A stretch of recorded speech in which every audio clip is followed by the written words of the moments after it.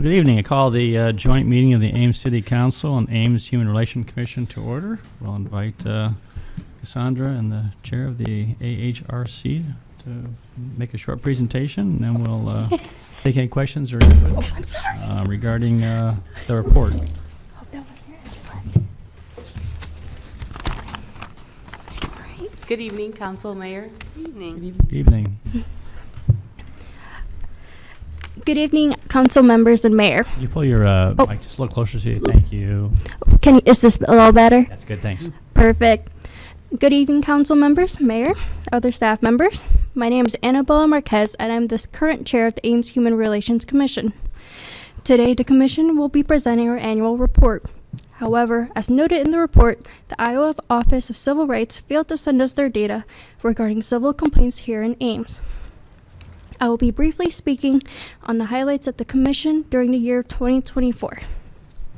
Firstly, my apologies. Very nicely soft-spoken, but the mic doesn't. Thank you. I'm like kissing the mic almost. That's all right. Firstly, the membership of the commission increased from 5 to 7 members in April. We also celebrated our 50th anniversary in October. We celebrated this anniversary in 2 ways. First, we had a tree planting ceremony in Moore Memorial Park. We also unveiled a brand new t-shirt, which I am wearing today. This t-shirt features 2 designs, one in the front, one in the back, made by 2 local artists from right here in town. Throughout the year, we have also attended and supported several events, such as the City of Ames Martin Luther King Day celebration, where we presented the Humanitarian Award. We also sponsored and participated in the 3rd annual Juneteenth celebration and participated in National Night Out. In December, we selected Latifa Faisal as the recipient of the 2025 Humanitarian Award. We have also held 2 quarterly meet and greets events for commissioners to get an opportunity to interact with the public. Another new item that the commission released was a coloring book featuring Ames Trailblazers, which was spearheaded by a former commissioner.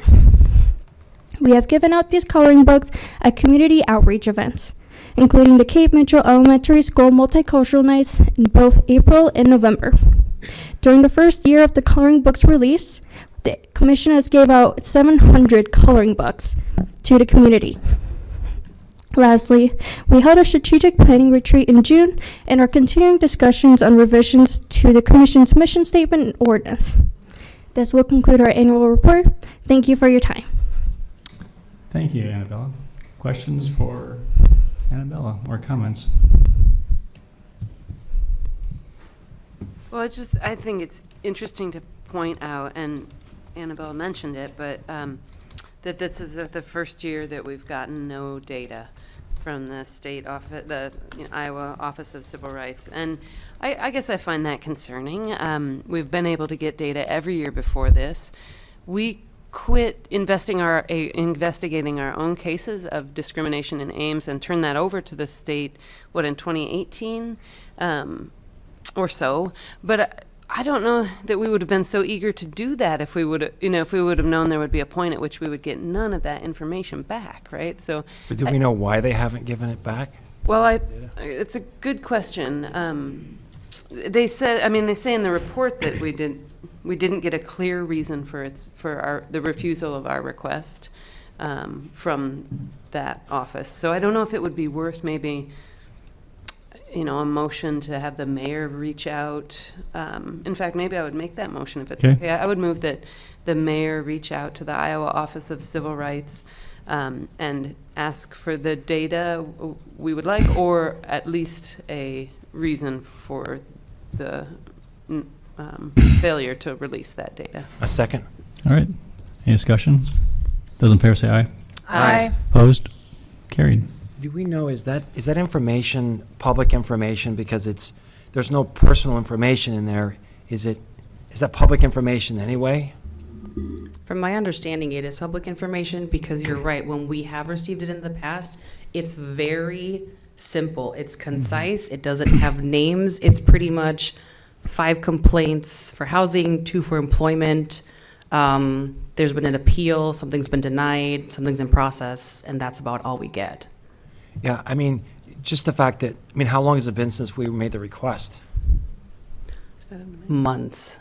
Okay, well, that's, it's inconsistent. We've always had it in the past, so, Go ahead. Maybe you want to direct Mark, if they direct the city attorney to make a freedom of information request, I think that would be appropriate.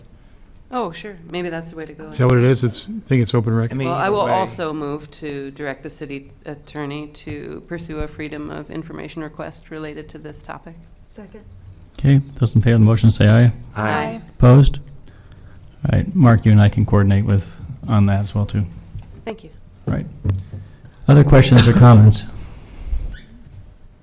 I just want to say how happy I am that you're embracing this role of education and engagement and outreach that we're, I guess, going to be working on expanding in the actual description of what the commission's remit is.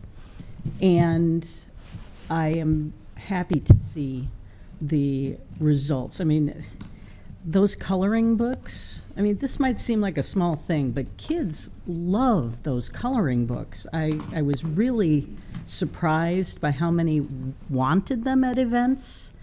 And clearly, I only saw a very small example of that because I wasn't at all of the HRC events. But thank you for all that you've been doing, and please continue doing this great job.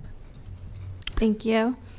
Yeah, and I just had a general question about whether or not you all thought it would be beneficial to have any type of professional development for the group. And if you've been thinking about that, of course, this is the time that we'll be thinking about budgets.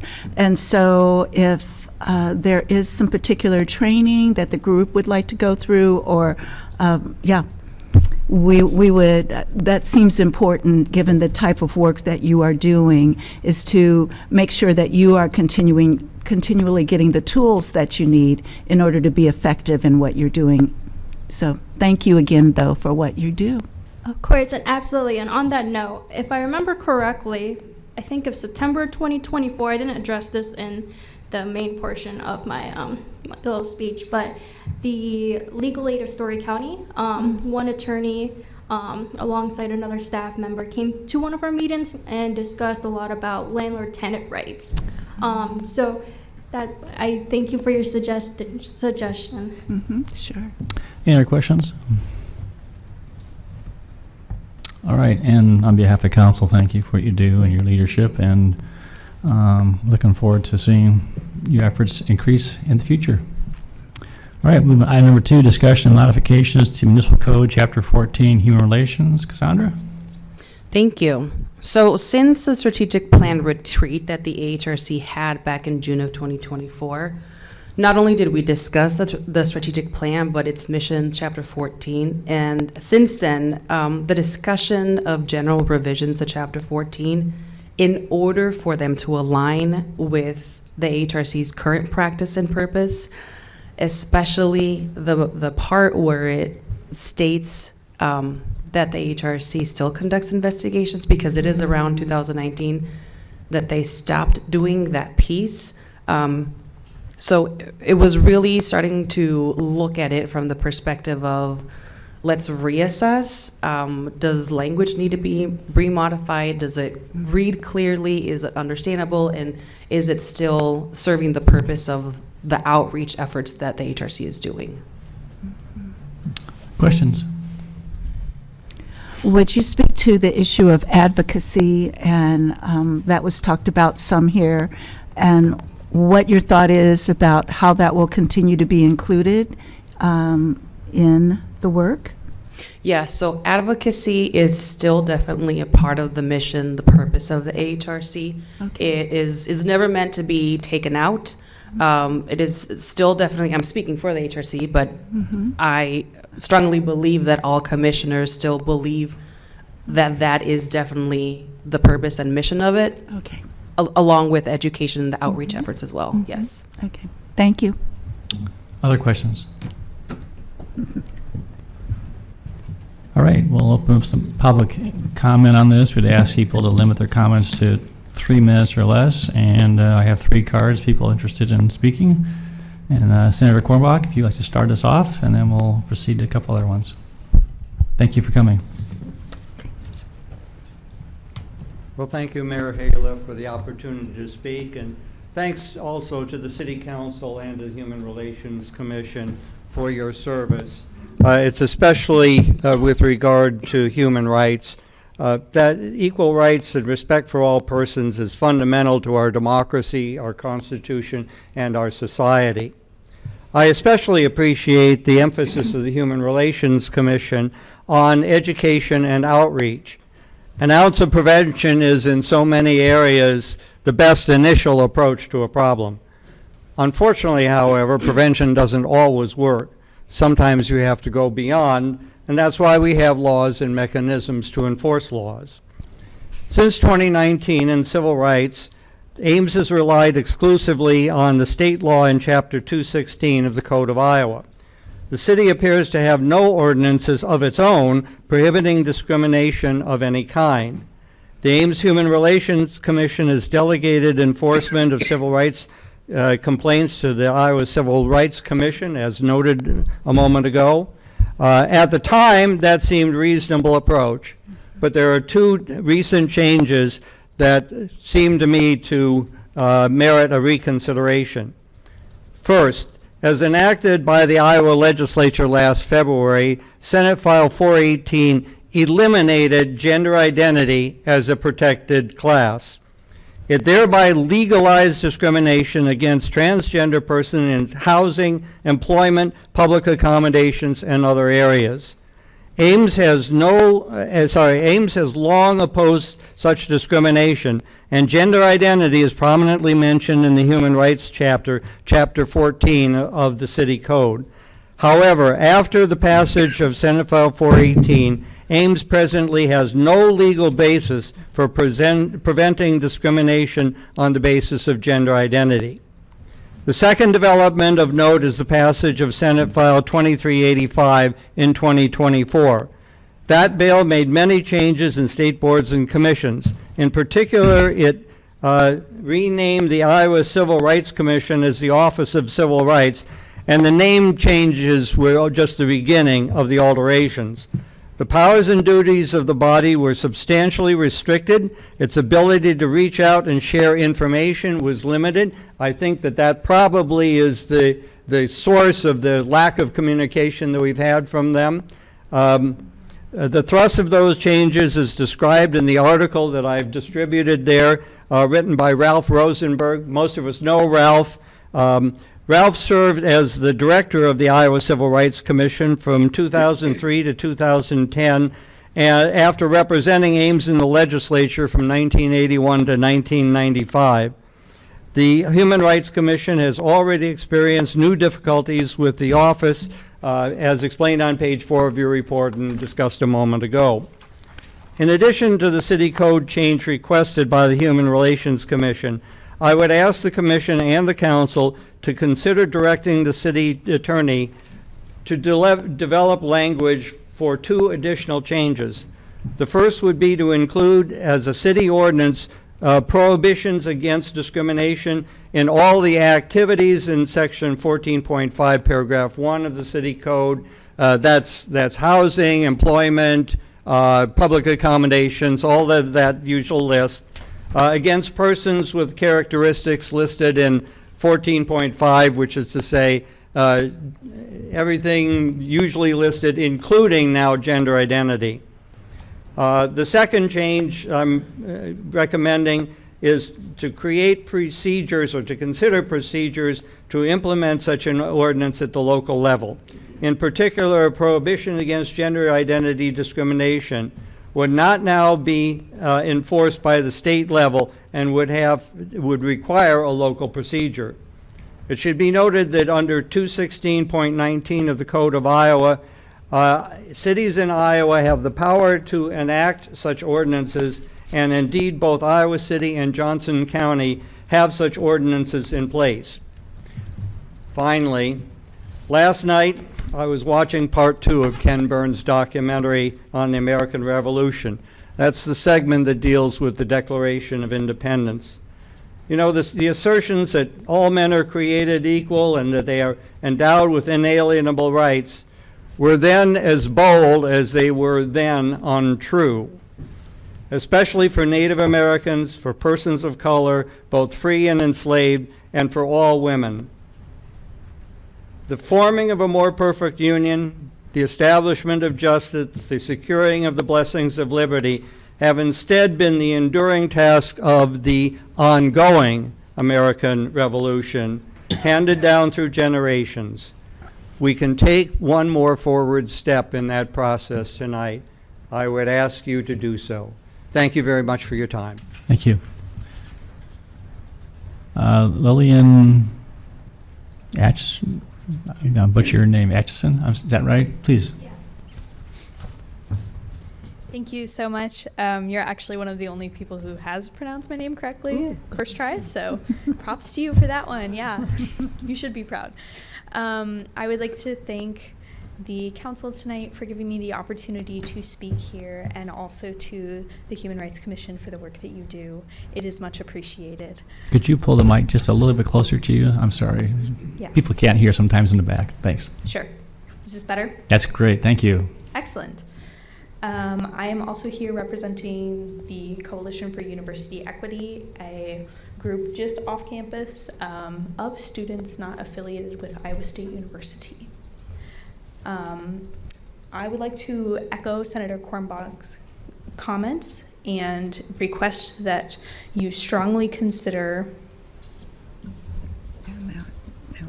This echo is bothering me, I'm so sorry. I would like to request that you strongly consider the adoption of these changes or anything else that may need to happen to invoke these changes to protect all residents of Ames, as it is necessary for the cohesion of our community and for the safety of all involved.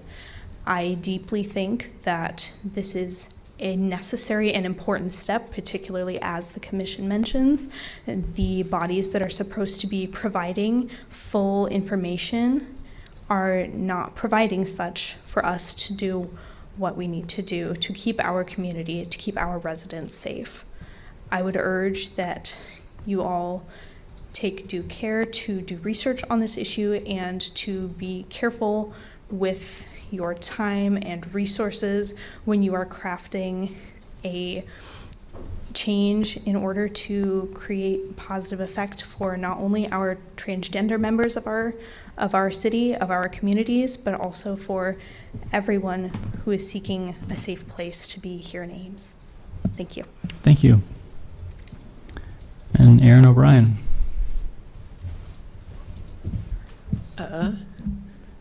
Am I a good distance away from the mic? Okay. Thank you for giving us the chance to speak. Thank you for hearing us out. I also represent the Coalition for University Equity. I am also a transgender student at Iowa State. I've been living and working in Ames for the past 2 years. This past summer, the state legislature's removal of gender identity protections from the Iowa Civil Rights Act has jeopardized my ability to stay in Ames. I and others like me do not want our presentations and identities to decide whether or not we can find homes and keep jobs. And I do believe that enshrining protections for gender identity in the city code could be what gives me and others like me the chance to stay in Ames, and I hope you'll consider doing so. Thank you. Is there anybody else that wants to offer public comment tonight on this? All right, we'll close public input. Discussion? I like the suggestions that Herman brought forward. And I'm hoping that if I were just to move to direct Mark to do that that'd be clear enough. I don't remember all the language exactly, right? But I think the way Herman had it written was great, so. Would it be appropriate to move to put this on a future agenda, Sure, yes. or get a memo And With- then, Yeah, a and memo on a then future Mark could kind of comment on that formally, and then we can put it on a future agenda for Sure. discussion and explore that. And maybe, Herman, if you could give Mark your item, and also make sure that our recording secretary gets that information too. All right, there's a, In that case, yeah, I would move that we put this on a future agenda along with a memo from Mark. Second. all right. Any discussion? So when we do this, it would be helpful if we could have an understanding of the cost of this. And Steve can clarify perhaps some of the background of the reason for that shift to investigation enforcement is because we felt that we did not have adequate resources to properly investigate and enforce these things. And so if we were to do this, I respectfully don't believe that we have the staffing to do this now, and so it would require additional staff in order to investigate and enforce. I don't know what that would take, so we have to consider the cost of this as well. But wouldn't it also be expertise in this area too, staff and expertise? Correct. Yeah. You have anything on? And I think along with that, Senator Kornbach mentioned creating the procedures to implement a change like this. So along with the financial wherewithal, I think just the complexity of the implementation might also be helpful. I don't know if that is Mark who would be looking at that or whether that's other staff, but it seems related to this bringing back of the memo. And I had a chance to visit with Mark earlier today about the legality of how home rule interfaces with the legislature's decision to remove gender identity from the Iowa civil rights protections. And so it still remains a bit unclear to me, particularly when you look at Senate File 418. Did the legislature intend to withdraw, and I use the analogy, this is going back to COVID, did they intend to withdraw from the field and give municipalities the opportunity to legislate, in essence, in that space, to make regulations in that space? Or should this be construed as saying that they intentionally did not want regulations to be in this space? And I'm not sure I understand what that is. And so my fear a little bit is that where the legislature's been very clear about their concern with respect to gender identity, that in essence we as a city would be inviting a confrontation with the legislature as we have done in the past. I don't know how long the Iowa City ordinance has been in effect. That might be a factor, but I would hope if we were going to pursue this kind of thing, that there would be some effort to reach out to the legislature, even informally, to find out if this is something that they believe that we have the ability to do, because it would be frustrating to go through all this work to change the Ames statute and then find that the legislature comes back and says, no, we really didn't want cities to regulate this area. So that would be helpful. I would trust that would be part and parcel of Mark's research and memo, so. Yep, great, All right. thanks. All right. Those in favor of the motion say aye. Aye. Any opposed? Motion carried. All right. Annabella, any closing comments? Other than to thank you guys for your time and for listening to me and Cassandra today, I have no additional comments. Very good. Thank you. Thank you. Thank you. Entertain a motion to adjourn. Movie adjourned? Second. Those in favor say aye. Aye. The joint meeting of the Ames City Council and Human Relations Commission is adjourned, and we will now transition into the regular meeting of the Ames City Council. And first item on the agenda is a proclamation for National Hunger and Homelessness Awareness Week. And Vanessa?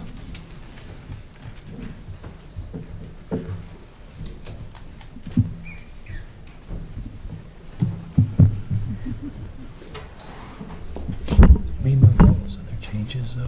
Did you move all the other changes? They were requesting changes, too, right? They were, I did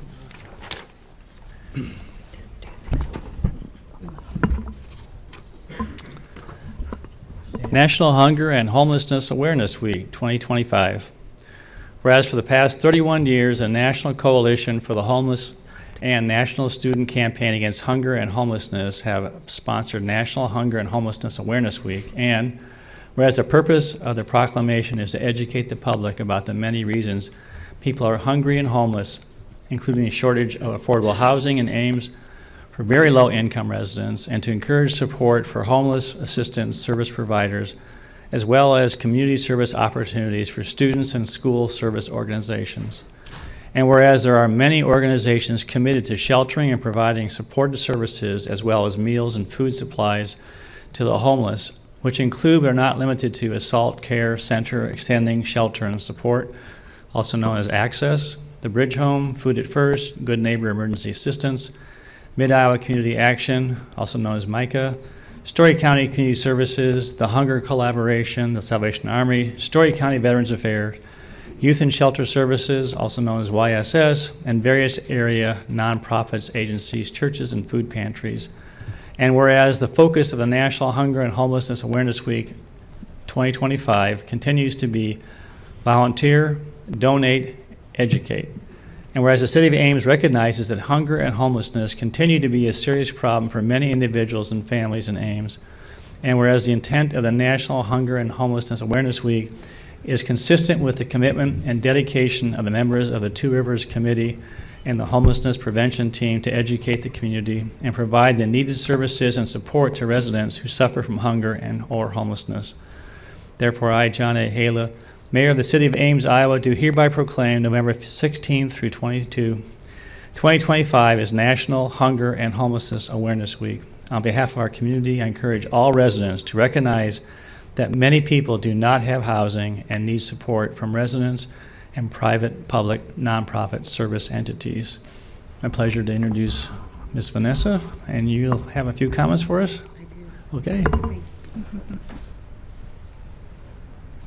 Thank you, Mayor and Council, for recognizing National Hunger and Homeless Awareness Week. It's an important avenue in our community that we have a support financially and agencies who provide this much-needed service.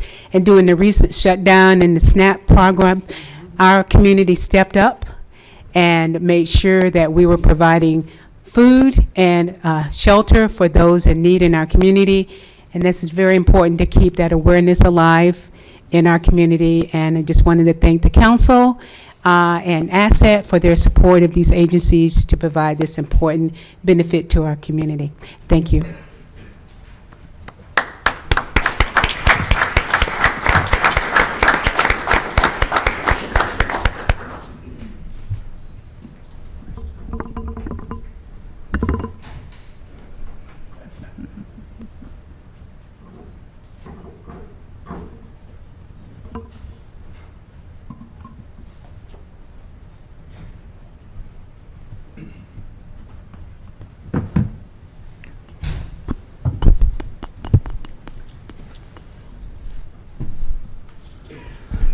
All right, we'll move on to consent agenda. Does council wish to pull any item from consent tonight? Mayor, I'd like to request that we pull 9 and 30, please.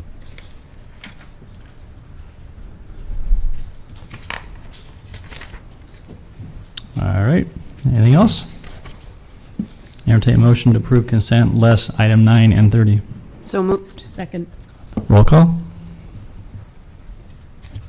Betcher, Aye. Beatty Hansen, Aye. Rollins, Aye. Garten, Aye. Junk. Aye. All right, Nita? So number 9, I just wanted to make sure that that didn't get sort of buried in the list of consent items. This has to do with our standards of decorum and requiring those who speak to identify themselves. And this isn't meant to be punitive, but it is meant to make sure that we know members of our community are here speaking on the various issues, and it's a way to confirm that. Yep. So that was it. I just wanted to publicly make sure that people were aware that that was in there. Thank you. Is there a motion to approve item number 9? I would move approval of item number 9. Second? Thank you. Roll call. Beatty Hansen. Aye. Rollins. Aye. Barton. Aye. Junk. Aye. Betcher. Aye. And item number 30. And then item number 30, there was a question about that area and access. And so I think Kelly is able to come and say a little bit about this. So the question that was raised was about, on the map, the accepted areas and whether or not there would be access points. And we have moved away from, I guess, the original easements. And so it was possible then to have perhaps these areas be isolated in some way. But the person asking the question is also here if that would be helpful. Yeah, let's get this image on up the first screen. and give everyone a little bit of a context, and then let Kelly speak, and then we can take input. I mean, I guess I wouldn't mind hearing a more precise question than that. In the past, what we've talked about is the accepted parcels in the Plata survey mean that those property owners are not participating in the process of consolidating or moving property lines. So the Crane property and the Adams property and the Flummerfelt properties, they're all adjusting property lines. Mm-hmm. That's why they're part of the plat of survey. The accepted just means they're not included in the description of the plat of survey. So that's technically why they're called accepted on this document. You do not see this very often. It's very infrequent for this to even be brought to the council to see something like that. So in this very unique situation where you see lots 59 and 82 here, with an exception, it is fully surrounded by other property. Just Can you point out those two lots that you're talking about? Yeah, the right here where the cursor is. These two, the owner, or the representative of Flummerfelt has proposed a 20-foot easement between that combination of lot 59 and 82 back over to this other parcel. It's not part of the Plata survey. So there is the ability for someone to come and go across the Flummerfelt property between those two properties. And that was proposed by the property owner, and we, as staff, found that to be a recommended or an available option to help remedy the access issues for the site. The Plata survey doesn't address or get into any private property rights that you may or may not have for this property, and making it into one parcel doesn't change any arguments that someone has about access through or across someone's property. So we're not addressing that as the city. We're approving the consolidation of those lots into one parcel, and we believe that it meets our subdivision code to have a point of access between two parcels. We don't have any particular standard that says how or what to do for this situation, so we accepted that as staff as being consistent with the subdivision code. Is it possible to zoom in on that a little bit so people can see what you're talking about? The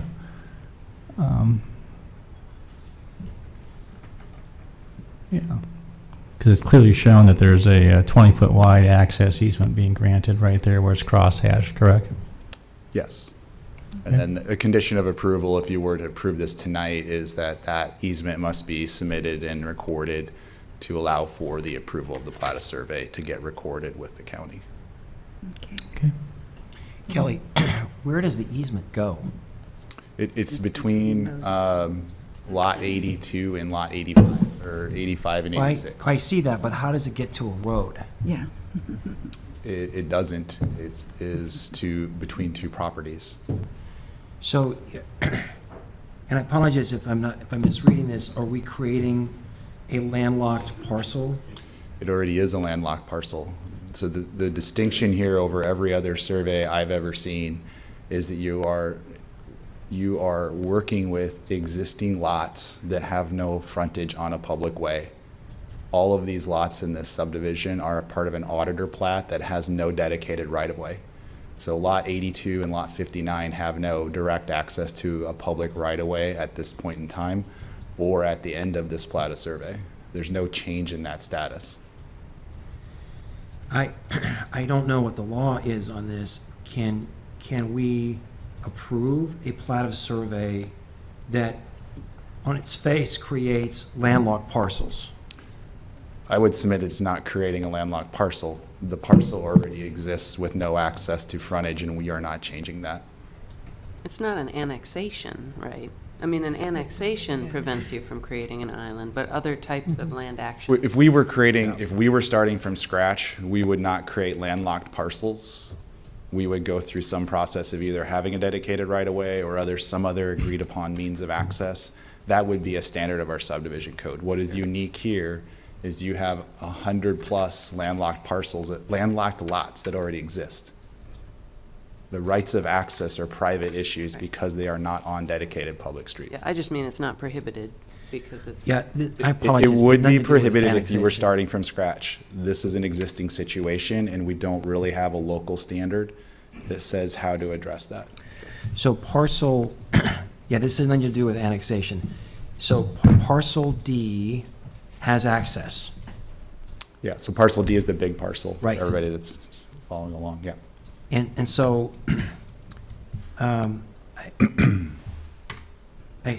Mark, do we have, I apologize, I didn't ask you this before, and so do you have an opinion about the legality of approving this in its current form? Shouldn't we require the applicant to create legal access and not leave this parcel as landlocked?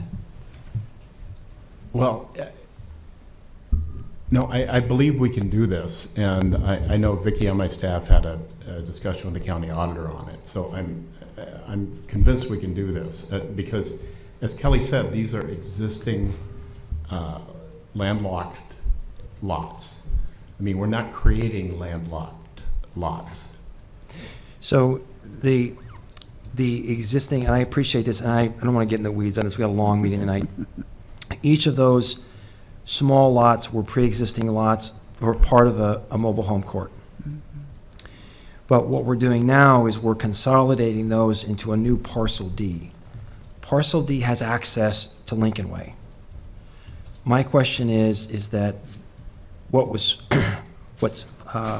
known as 59 and 82, they don't have access. And so my question is, can we approve this now in its current form, landlocking those two lots? We're not. I don't know the answer to that. We're not landlocking them. They are already landlocked. Nothing is changing about their status in terms of direct access to a right-of-way. What you see as vertical 50-foot strips are not rights-of-way. They are private property. Sure. So how does a car get to these lots? They would be able to drive over that 20-foot access easement. And we don't have a version of this, a map version of this, do we? Go to Google Maps. What do you mean by and that? see it. A map version? What do you Right, mean? you Like mean an aerial? An aerial. It's like the location It's in the, map. it's in There is a the, location map, and this one here you're that's talking a about. little easier to look at.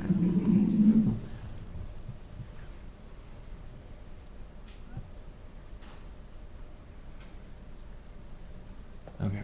All right. Any other questions? I'm just wondering if 5507 has access to right-of-way. Doesn't look like it does. Yeah, I think I'll Lincoln Way. When you say The 5507, parcel C. parcel C has frontage has 70 feet of frontage right here, and then it also has frontage on Lincoln Way, but its access is off that 70-foot notch. Okay. All right, we'll open up public comment. Is someone that wants to address council tonight on this item? If you'd please state your name and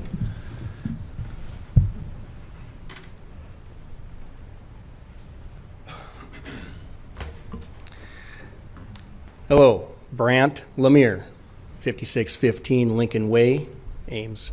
the west side of Ames, where we're talking here. Thanks, Kelly, for getting us to this far here. Yes, that, I don't know what other word to use. I do not want to use the argument word. Excuse me, are you the owner of 59 and 82? Are you representing? Yes, Okay, correct. thank you. Well, no, I'm sorry. I don't want to get there yet. Can we pause that question for a minute? Right. I will answer that in a few. It's kind of a two-stage thing here that we got.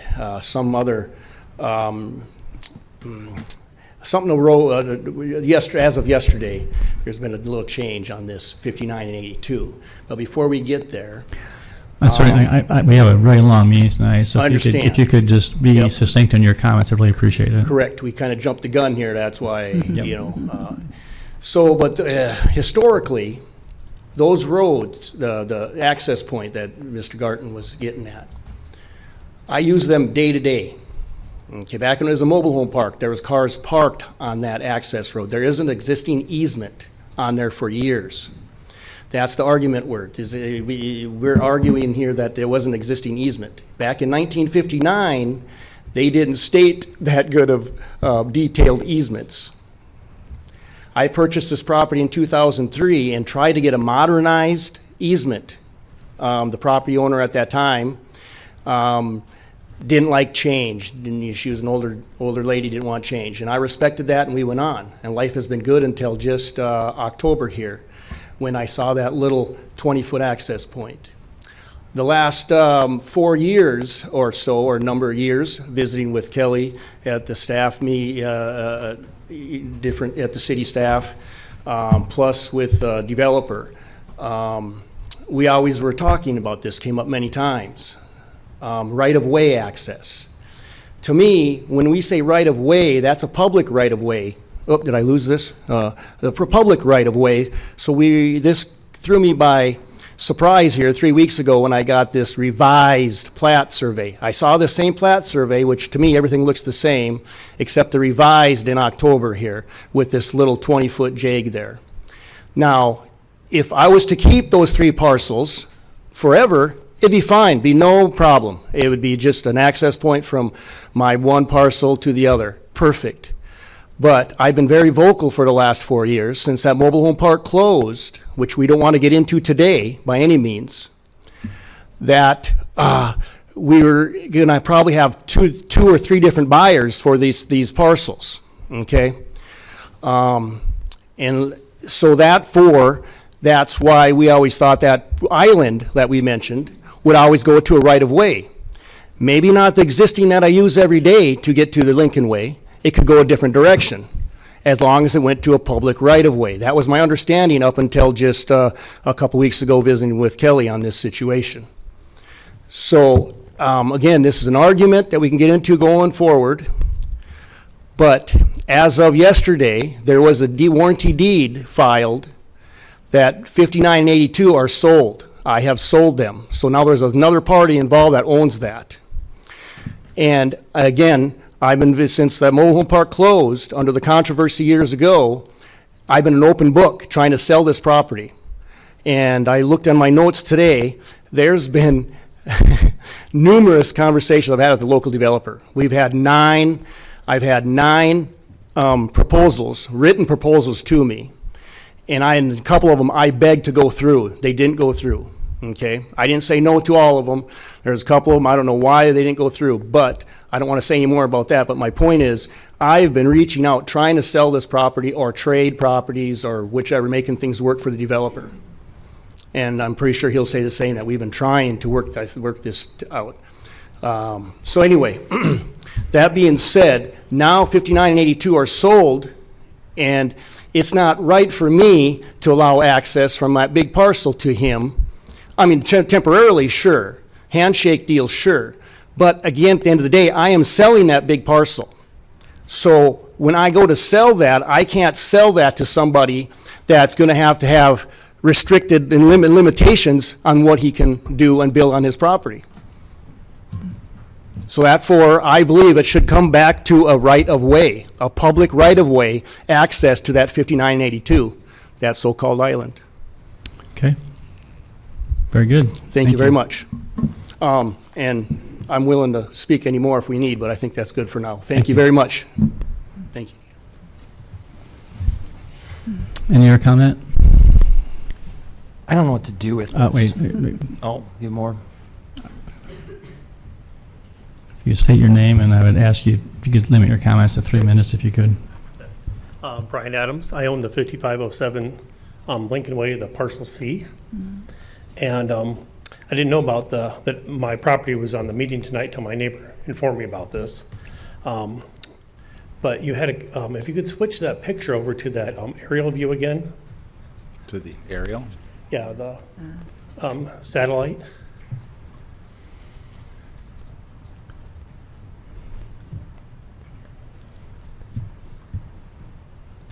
So if you zoom in a little bit.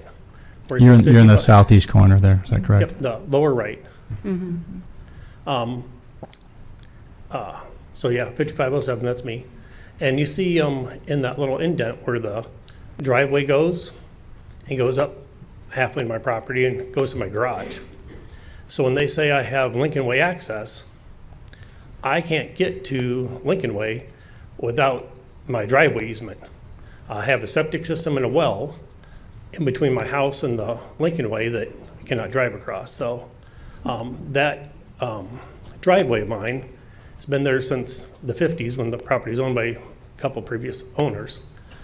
Has been with the property. It got taken out by a quick claim deed, and I've been using it as easement with the rights of the previous owners and easement for over 20 years. I've owned the property since 1999. And so that's my easement to the property. If they take it away, I'll have no access to my house or my garage. That's, thank you for your time. Thank you for your input. Anybody else? All right, I'll close public comment. Tim, you were starting to ask questions. Yeah, what are we doing?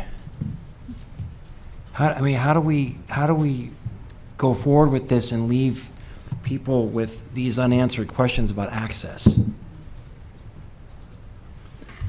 Well, Mr. Adams signed the application to be part of it, so I'm not sure what to do with his comment. He agreed to participate in the Plata survey process. So that's the first time I'd ever heard that comment.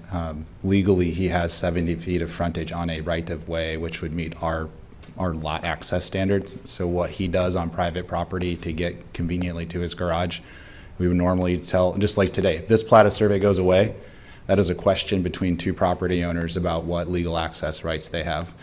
If there's questions about whether our subdivision code requires some other version of access to a right-of-way, I think you'd have to table it tonight. I think Mark commented and I have commented, I guess we didn't believe that was a standard or expectation in this particular process that needed to be applied to that.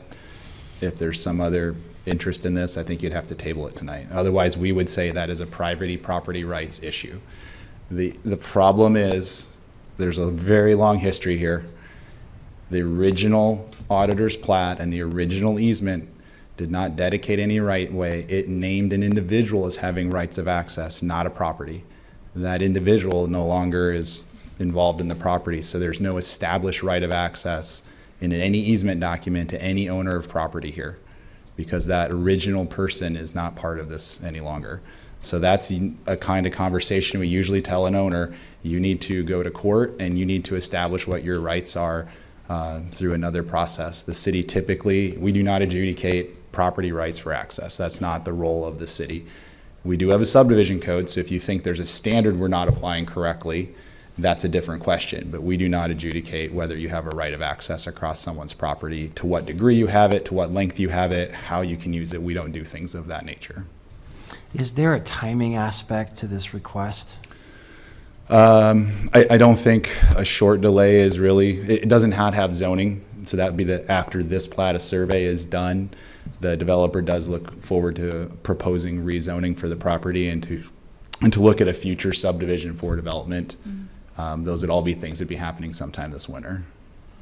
So likely these issues would come up in a future subdivision plat? Is that fair to assume? I would say that when we get to a subdivision that breaks this out from one large parcel into multiple lots, then questions of exactly what is allowed on some of these properties is probably coming back up again. And that's what I presume. So I don't remember ever being anything like this. So is it better to kick the can down the road and let this play out in the future, or is there merit to having the parties resolve this now? That's my question. I don't know that I can answer the merit question. I think the question before us is whether our local code requires anything different from this applicant than what's proposed. And did you hear anything tonight from Mr. Lammer or Mr. Adams that caused you to have any further questions about the appropriacy of moving forward? Are there any additional questions that you have as a result of what they said? For me, no. I don't know if Mark has a different opinion about anything. I'm not actually a lawyer, so concerns about some of these details are beyond what I normally get into. We've obviously been in consultation with the city attorney's office to get to where we are today. So as a general principle, normally these processes have an expectation that these kind of matters are resolved, and we're not, in essence, memorializing these problems to be dealt with down the road. And so I have not seen a situation like this where we have accepted this knowing that there are going to be access problems for the parties in the future. So I'm in uncharted territory here. Part of me wants to resolve it now, and then part of me wants to just kick the can down the road. You've never seen anything like this, and you probably won't, because this was created from an auditor's plat 60-plus years ago. It is a situation that does not otherwise exist in Ames. So, and Mark, you can correct me, it may be helpful to know what an auditor's plat is. So normally if people want to subdivide their property, they have to go through a formal subdivision platting process. If they don't, and they end up, in essence, materially using the property as if there was a plat, the auditor can require them to file an auditor's plat. So the disadvantage to that is it does not have the recognized formalities and protections that a subdivision plat does. Am I doing okay with that? Okay. So that's the difference in, if you wonder how we got here, that auditor's plat didn't have the kind of due diligence that we would require. Mercy. Okay. Thanks. Yeah, and I guess the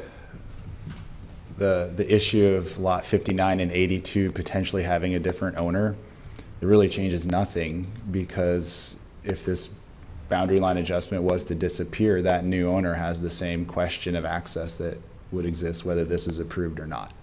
Because again, that lot C is not anything. It's a piece of private property.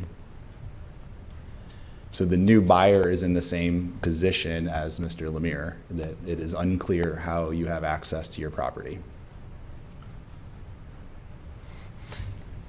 So, Kelly, just to be clear, you said that originally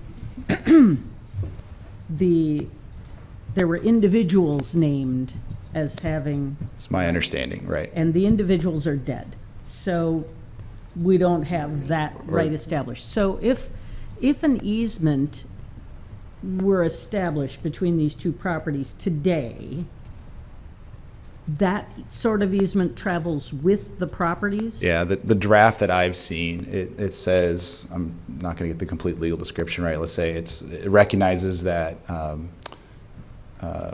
the successors and assigns of the owners of lot 82 and lots 85 and 86 have the right to pass across Mike Flummerfeld's land. And so because of the way that's phrased, it's not to Mr. Smith to come and go as he pleases, it's to the owners of those properties. So it's a proper easement. So we're going to learn a lot of language, legal language tonight. That's called an appertenant easement. It means that the easement runs with the ground. It's very interesting. The other easements we'll call an easement in gross. It's with the particular person and does not run with the ground. So this is all a mess. Okay. Is there a motion to either table or to proceed? So, Mark, just to clarify, do you or Vicky have any reservations about us going forward? I assume you would tell us if you did, but I would like to just get this clarified, because I'll propose to accept it and go on, and then we'll just someone will deal with this down the road. No, we do not. Good. All right, I'll move approval. Second. Roll call. Rollins. Aye. Garten. Aye. Junk. Aye. Betcher. Aye. Beatty Hansen. Aye. All right. Thank you, Kelly. Thank you, Mark. All right, move on to public forum. This is time we set aside for comments from the public for topics that are not on city business, but not on the agenda. I'm going to open a public forum. Is there anyone who wants to address council tonight under public forum?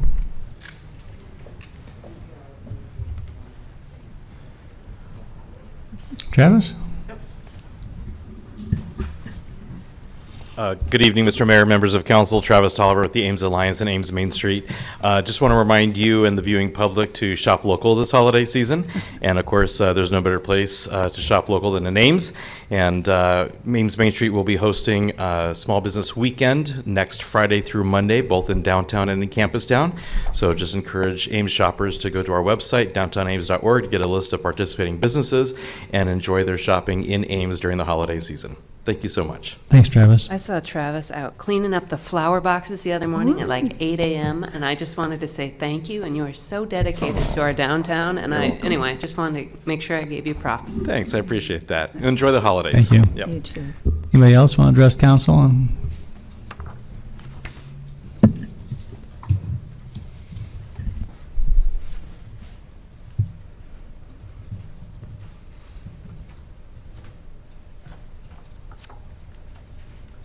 Good evening, Mahmoud Gishash, Darul Arqam Islamic Center.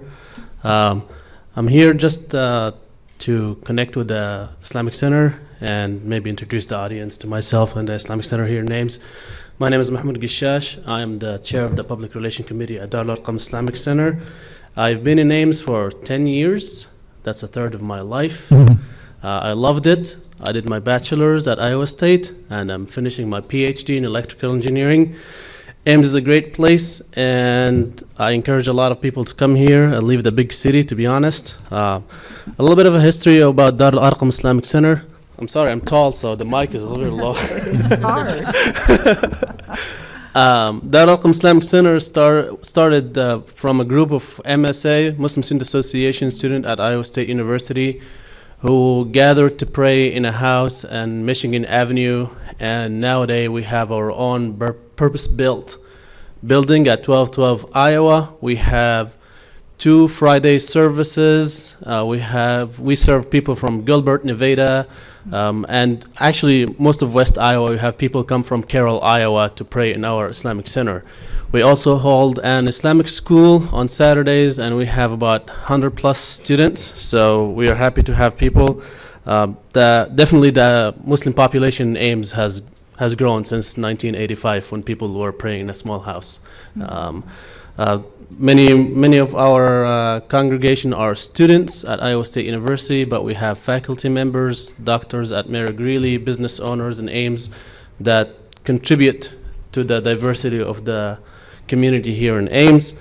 Our founders, the people who worked on the building, had a great connection with the city council, and they guided them for permitting and all the legal things to acquire the land, etc. And I'm here to reestablish that connection with you guys, and we'll be happy to contribute to the community in Ames in educational, volunteering work, etc. And I invite you and the audience here and online to come and visit us at 1212 Iowa Avenue, or if you have any questions, reach out to me, Mahmoud Gishash at pr@arqam.org. And thank you for listening to me. Thank you. Thank you. Anybody else? All right, we'll close public forum. We'll move on to number 31, residential curbside recycling program. Justin. Good evening, Mayor and Council. Tonight we're going to discuss residential curbside recycling program. You may recall about 3 months ago we were in front of you with the initial outline of that program. At that meeting you asked us to get some public feedback and come back to you in the future, and we're here tonight to talk through a few of the items, looking for some direction. 5 items in particular, which we'll go through specifically, and then we will put together an RFP looking for pricing from contractors to provide the service for the community. And it's important to remember the reason we're doing this, because as we transition away from the waste to energy system, we need to continue to divert waste materials from the landfill. That also includes hauling to Carroll County, as we know, which will be very pricey, so we need to limit what we're doing there. And the DNR also charges us per ton based upon how much we recycle. So if we divert material from the landfill, we pay less. And all this aligns with the council's climate action goals of really looking at reducing the carbon output from the power plant itself as we look and move away from waste to energy and into this program. So I'll turn it over to Nolan Sagan, who's our sustainability coordinator, who's done a lot of work on this, and he'll walk you through some of the 5 items we have here. Thanks, Justin.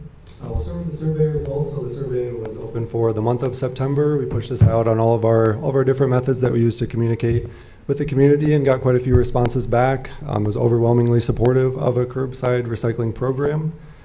We heard, supportive of the curbside part, supportive of drop-off sites, maintaining those.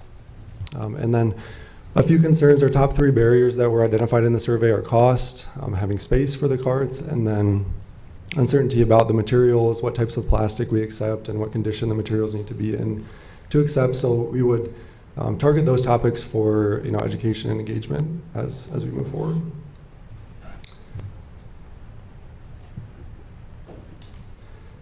And then our first issue is the level of access. So we have 4 options here, starting at the bottom there with option D. That's our current approach. What we currently do is offer drop-off only and no city involvement in curbside recycling, essentially leaving it up to the haulers to run the program. Option C, and then moving up to A, increases the access. It increases the expected participation and diversion from the program. So starting with option C, this would purely be opt-in, so only residents who choose to participate in the program would receive a cart and would be charged for the program. So this would result in higher fees than the other 2 options, as only the folks participating would be paying for the program. And then under options A and B, the cost for the program would be spread throughout the entire community. And as an aside, we say eligible residents there. That includes residents living in residential properties that are 4 units or less. So we'll talk a little bit more about the multifamily housing and 5 units or more later, but for eligible residents and for this universal access and charge that we're talking about, that's for residents living in 4 units or less, and that's about 60% of our housing here in Ames. So under option B, as I mentioned, the cost would be spread against all eligible residents, and then only those who opt in would receive a cart to participate. And then option A is what staff is recommending, would greatly increase that participation by providing everyone a cart. That's universal access for everyone receiving a cart and being charged for the program. And as you can see, it would dramatically increase the amount of diversion that we would see from the program. Nolan, can you let's go through all 5, and then we can cycle back. Okay, that way you get a complete picture. Thank you. Okay. Sounds good. Option number 2, kind of another fundamental question about how the program is structured. So we have A and B. A would be a citywide contract with 1 provider to run the program, and then option B would to be require existing haulers to offer curbside recycling as a service. So there are 2 of 7 existing haulers that currently offer the service, and we would say if you want to be licensed as a waste hauler in Ames, that you must offer curbside recycling also. So this option B would result in more trucks out there on the road, varying services, varying rules about recycling, depending on who your hauler is, and then we wouldn't be able to track those diversion rates, which, as Justin mentioned, is important for the DNR. Which is why we're recommending option A, where the city would place that fee for the program on your city utilities bill. We would gain some efficiencies by contracting with just 1 provider, so that would result in lower fees. And then consistent rules citywide, that's a big deal too. We could communicate and through our education and outreach and have 1 consistent set of rules for the program.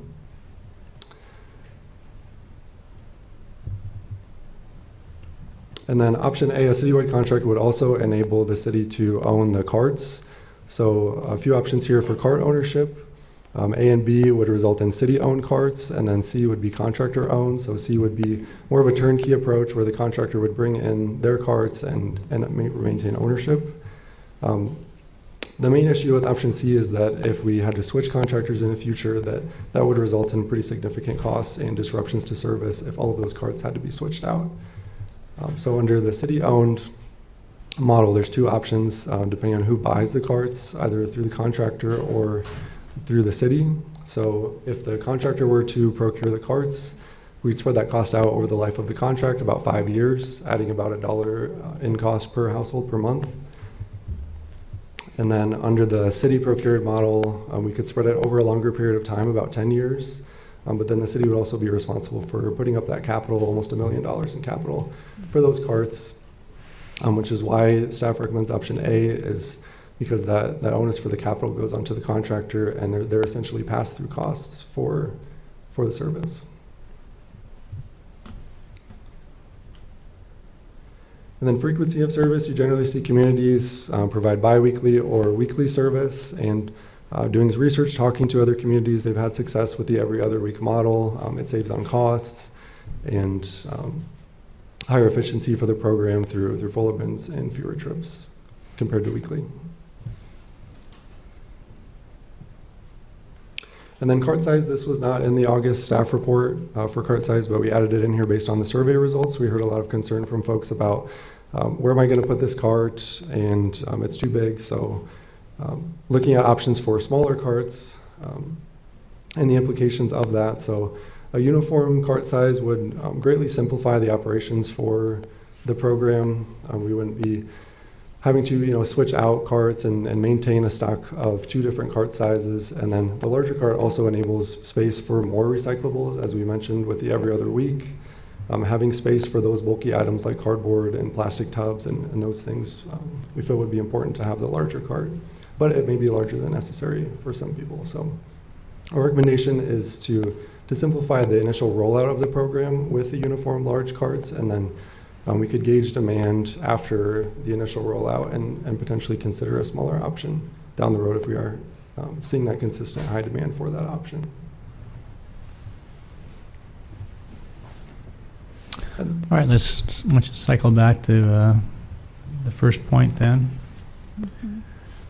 Anita, did you have a question? I just had one quick question just about the data there and how you came to those numbers of participation rates and diversion rates. Just tell us where the data came from. Sure, yeah, these are based on 3 different studies from national communities. So these are not Iowa specific. These are based on a lot of assumptions and should be treated as general estimates. Our actual results will probably vary. Okay, thank you. Nolan, this is new for our community. There's a learning curve. We're going to do a lot of education. So we have carrots and we have sticks. Those are our 2 tools. And so if people say, you know what, I'm just not doing this, forget you. Are there any enforcement aspects of this that's being proposed?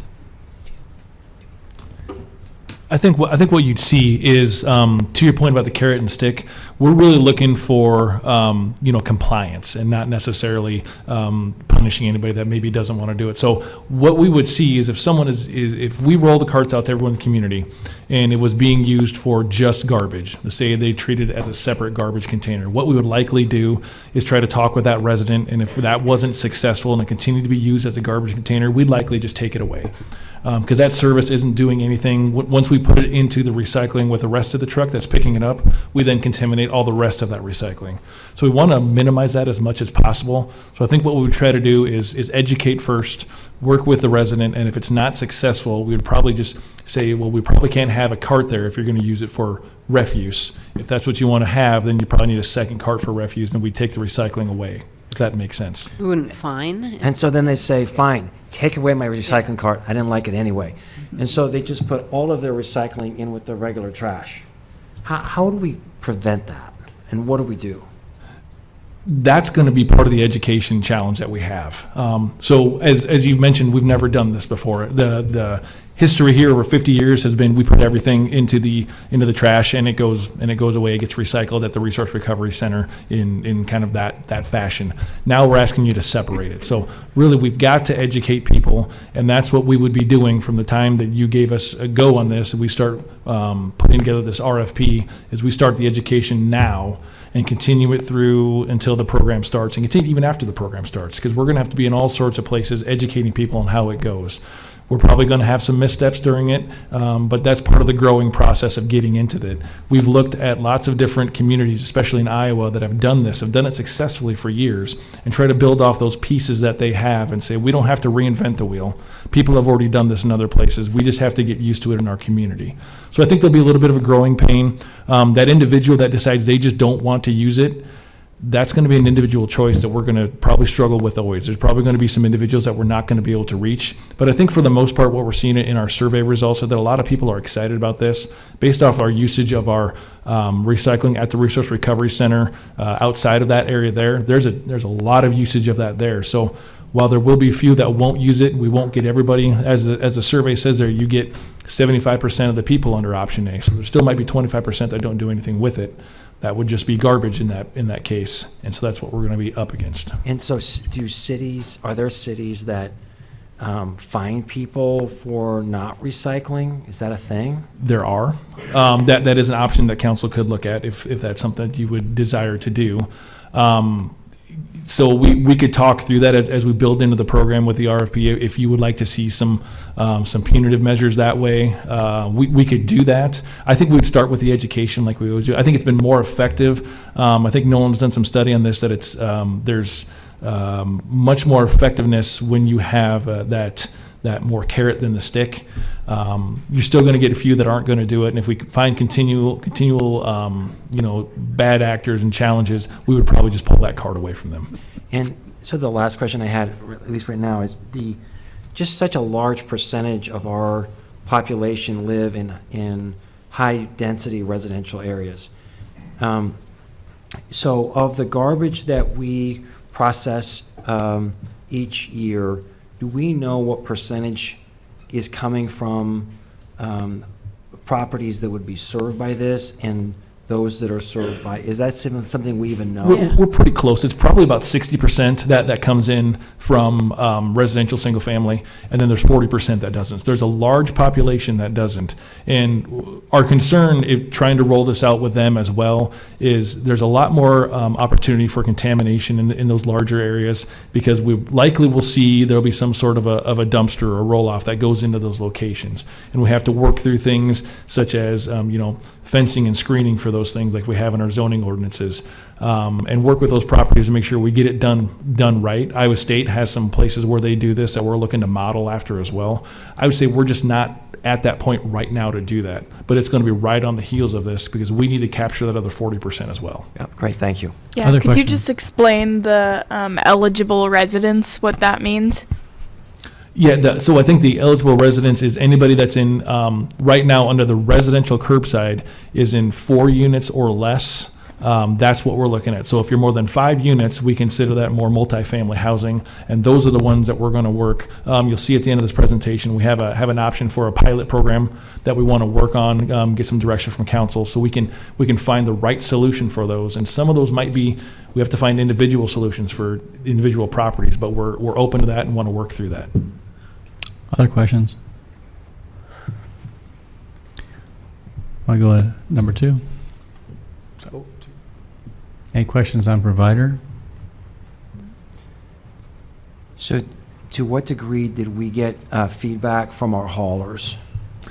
So we've had conversations with numerous haulers have reached out to us as they've known we've talked through this when we first introduced it in August. There's probably been 3 or 4 haulers that have reached out to it expressing interest about it. So we have not talked directly or sought their input on what the RFP might look like, but that's part of this program as we're building this before we put it out on the street, to make sure we're putting together something that makes sense for us but is also economically viable. Something that we're going to see, a program that will establish the goals that you want to see happen, also at an economical price. But I apologize, maybe you said this already, Justin. Did we intentionally reach out to the haulers? There's only a handful of these people. did we reach out, I think like a dozen of them, did we intentionally reach out and say, this is what we're considering, do you have input? I don't know that we've intentionally done that yet, no. 2 of the 7 existing haulers currently offer it, it's, you say? I believe there's 2 or 3 that offer it. Okay. Yeah, I see up there it says 2, so. It seems like I recall from the last time we had the discussion, and a number of the haulers were here, that some of them said they weren't interested in scaling up to also handle recyclables. So I'm assuming that an RFP would reach the ones that are already set for that, and that the others would be looking at whatever our continuing waste hauler policy turns out to be. But the problem with that is that there were a lot of smaller ones. And so if we go with a citywide hauler, then we're not giving those smaller ones an opportunity. I just don't understand why we didn't reach out to them to get input. Well, logically, if they were interested in doing recycling, they'd be doing it right now and offering as additional service. There's only 2, I think, that are offering it right now, so. Yeah, and how would that work with the 2 that are if we implement like a single They would be- citywide contract? Like we'd put out the RFP and whoever is interested would bid and we'd pick a winner of that bid. Okay, so then the other one would have to stop recycling? Yeah. Mhm. Yep. But I mean, I think, you know, just as a staff have outlined the reasons why they feel like that's the move we need to go in, right? You know, it's consistent, we can offer consistent customer service through the city. I mean, basically, like, we would take on that role. We would take on the role of the billing, right, which we could not do if there were, now we could do more than one potential contract, I guess. So we could chunk up the city and say half of it goes to hauler A, half of it goes to hauler B.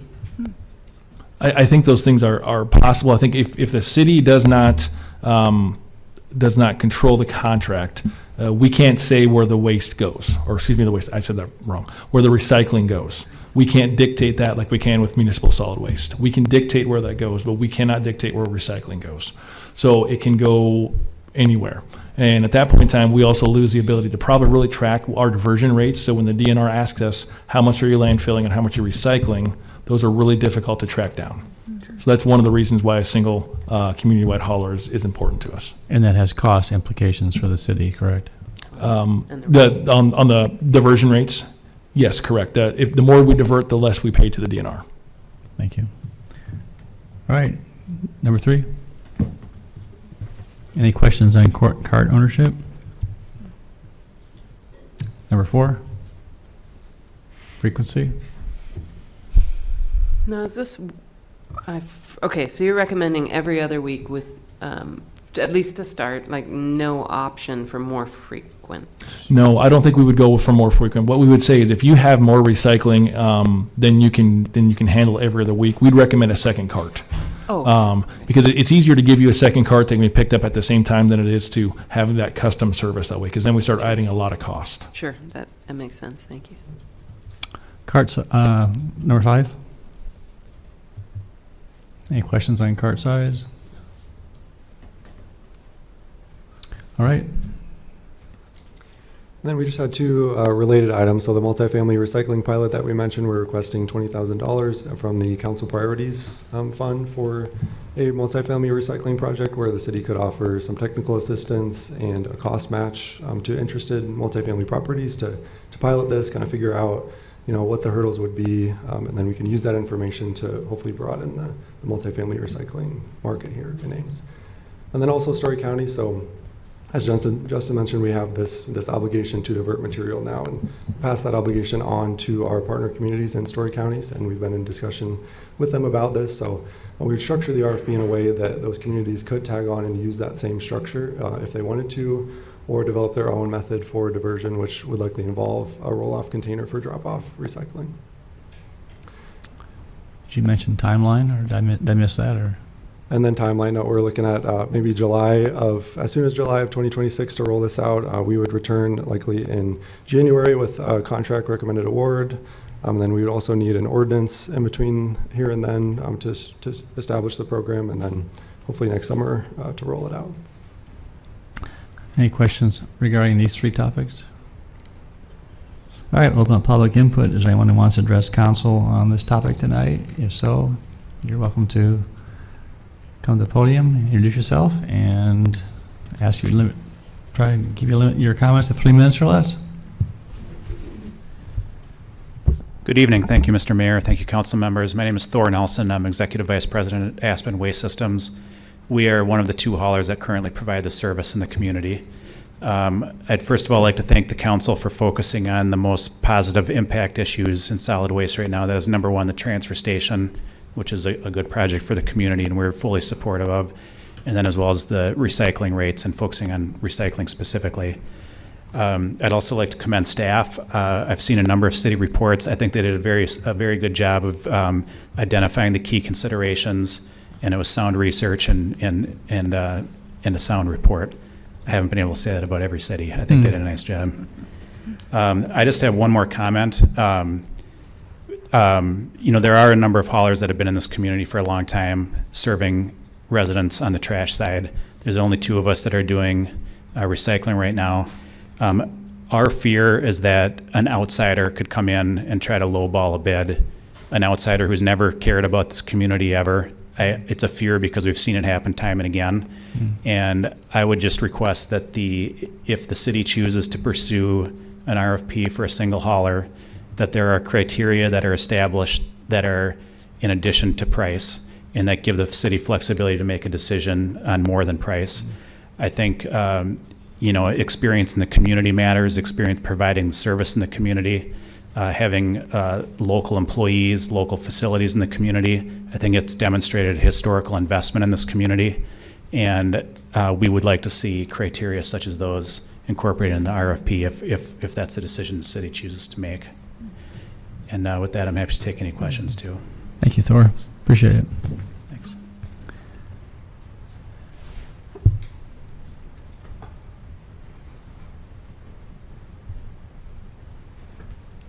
Hello, thank you for your time tonight. My name is Caitlin Leon. On behalf of the Ames Climate Action Team, I'd like to thank the city council persons as well as our city government for all the work that you guys have put into this.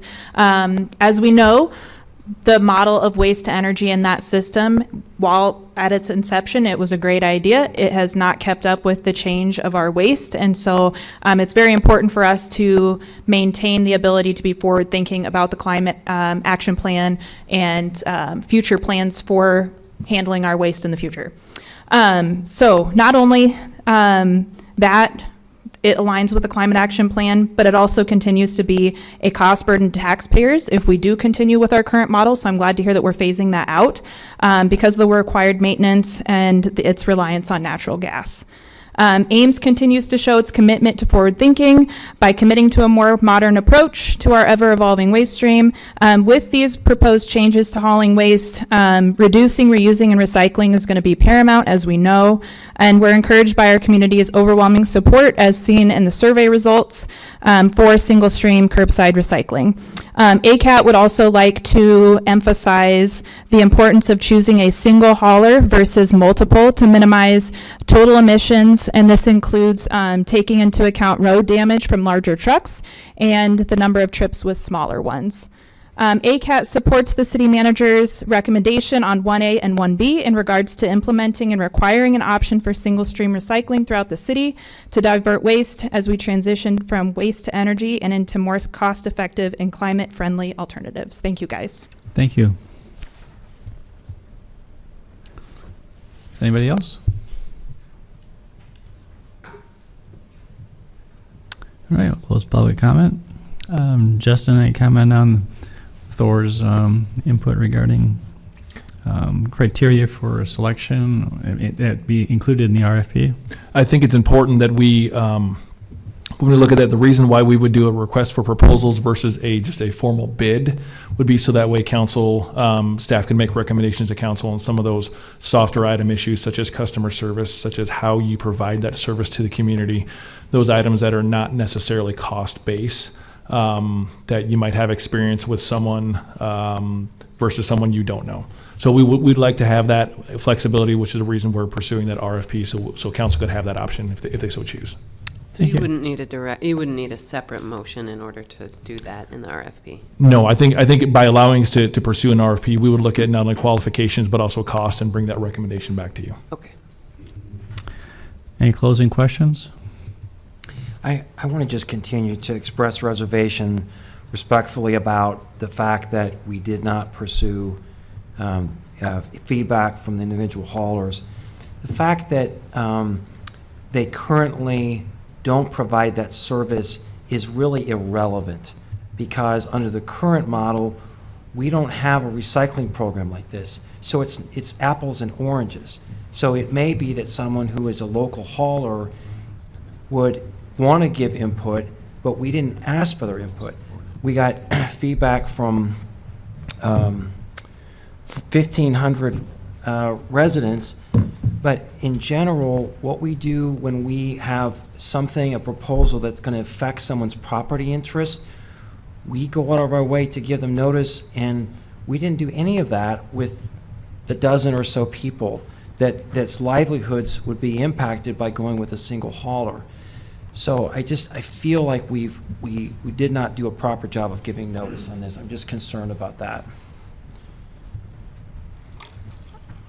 I think we've been talking about this topic for a long time, and they've come to meetings. So I mean, I guess I hear where you're coming from, but I think they know that we're talking about this, and probably they've had they've probably been paying attention. But all of that's speculative, Bronwyn. Sure. We resolved this by giving people notice that we're going to discuss this, and we asked for their input. And now we're just making excuses of why we think we know what they're going to say when we don't. Well, I guess I'm not sure it would change my opinion on the direction we need to go regardless, so. Okay, go ahead, Gloria. I swear that we had haulers weighing in on this curbside recycling issue when the haulers met with staff. When was that? There was, I think, a meeting with haulers that would have happened. I don't know the date. It would have been before I was involved in this, but maybe Brian can. I think he might have been at that meeting. I wasn't going to speak to that meeting, but I can share that. So in the last couple of weeks, we've put together a recurring electronic newsletter that's been going to all the haulers, the partner communities, city staff, city council members, related to all things resource recovery, recycling, and solid waste handling. The last version of that went out last Friday, and it included a variety of upcoming dates where haulers can provide some feedback. We have a meeting tomorrow with haulers. We indicated that this meeting would be held tonight, where the council would be discussing curbside recycling. And there are a couple of other meetings that we're having that are upcoming. So I just wanted to point out the haulers were informed through that mechanism, at least, that this discussion would be occurring tonight, which I believe was one of your concerns. It wouldn't have mattered to council anyway. This is a big problem. So I appreciate you filling in the gap. That wasn't something that was presented earlier. But if we don't care about what they're going to say anyway, then why do we bother? Tim, why do you say that? We haven't even taken a vote yet. It's unfair to assume that. So and I remember hearing from haulers about curbside recycling at that previous meeting. So I'm fighting for the procedure. It is fair to say that I said that I'm not sure it would weigh on my decision to move forward, because I have listened to what staff say their factors are in recommending that we go with just one citywide hauler, and I think that their logic is sound. So, so I guess that's where my decision is coming from, not necessarily what the haulers think of that, right? Because it's up to us to decide if we're going with one provider via a contract, or allowing the free market method that we have currently in place with garbage. And so again, I guess I'm believing the benefit of the citywide model. All right. Is there anything else, any other questions or comments regarding this topic? Entertain a motion. I would move alternative 1, which is to direct staff to proceed with a request for proposals based on their recommendations indicated above for each issue. And then to allocate up to $20,000 from the Council Priorities Sustainability Fund for the multifamily recycling pilot project. Is there a second? Second. And so, to comment on this, I'm going to be voting in favor of it. Brian's comments give us some solace that the haulers were notified, but if I'm fighting for procedure here, and it matters, and I hope that council comes with an open mind, and just maybe that someone in the audience or the public would share something with us that might just change our mind. This procedure matters to the efficiency of the city. Otherwise, we just appear to be tone deaf to the community. So I'm going to support this only because of Brian's comments that the haulers were notified. Roll call. Rollins. Aye. Garten. Aye. Junk. Aye. Betcher. Aye. Biddy Hanson. Aye. Very good. Thank you, Nolan. Thank you, Justin. We'll move on to item number 32, Roosevelt Avenue Parking Ordinance Update. So council might recall in 2024, Roosevelt Avenue from 16th to 13th was reconstructed. During that time, there was a change in the geometry of the road from 31 feet to 27 feet. The road at one time was a former Syride route, and when it was reconstructed, it's reconstructed back to local standards that meet SUDA specifications. During that time in 2024, there was some communication around the disclosure of that change in width to the residents. And so as part of that, when the road was reconstructed, staff brought back to council a proposed change to the parking ordinance to restrict parking to one side. This is back in November of 2024, 1 year ago. And at that point in time, council asked staff to wait on it, keep parking on both sides, allow it to go through a winter, get some feedback from the residents, and then come back with proposed changes. So we're back tonight with those changes. Staff did a survey in 2025 here in October and September and October. We received 32 responses. We sent out to 38 individual properties out there. So we got about 80-90% of the respondents back. 60% indicated, roughly 60% indicated that they approve or strongly approve of prohibiting parking on one side of Roosevelt, while 30% indicated they would prefer to keep it on both sides. And addition to that, we had kind of split whether parking on east side or west side prohibition. It's traditional. What we do is we look at where the fire hydrants are. We try to prohibit parking on that side to allow emergency access for the fire and emergency response vehicles. So tonight we have in front of you a recommendation to prohibit parking along the east side of Roosevelt at 13th to 16th in alignment with what the residents had mentioned there. We're happy to take any questions. Thank you, Justin. Questions?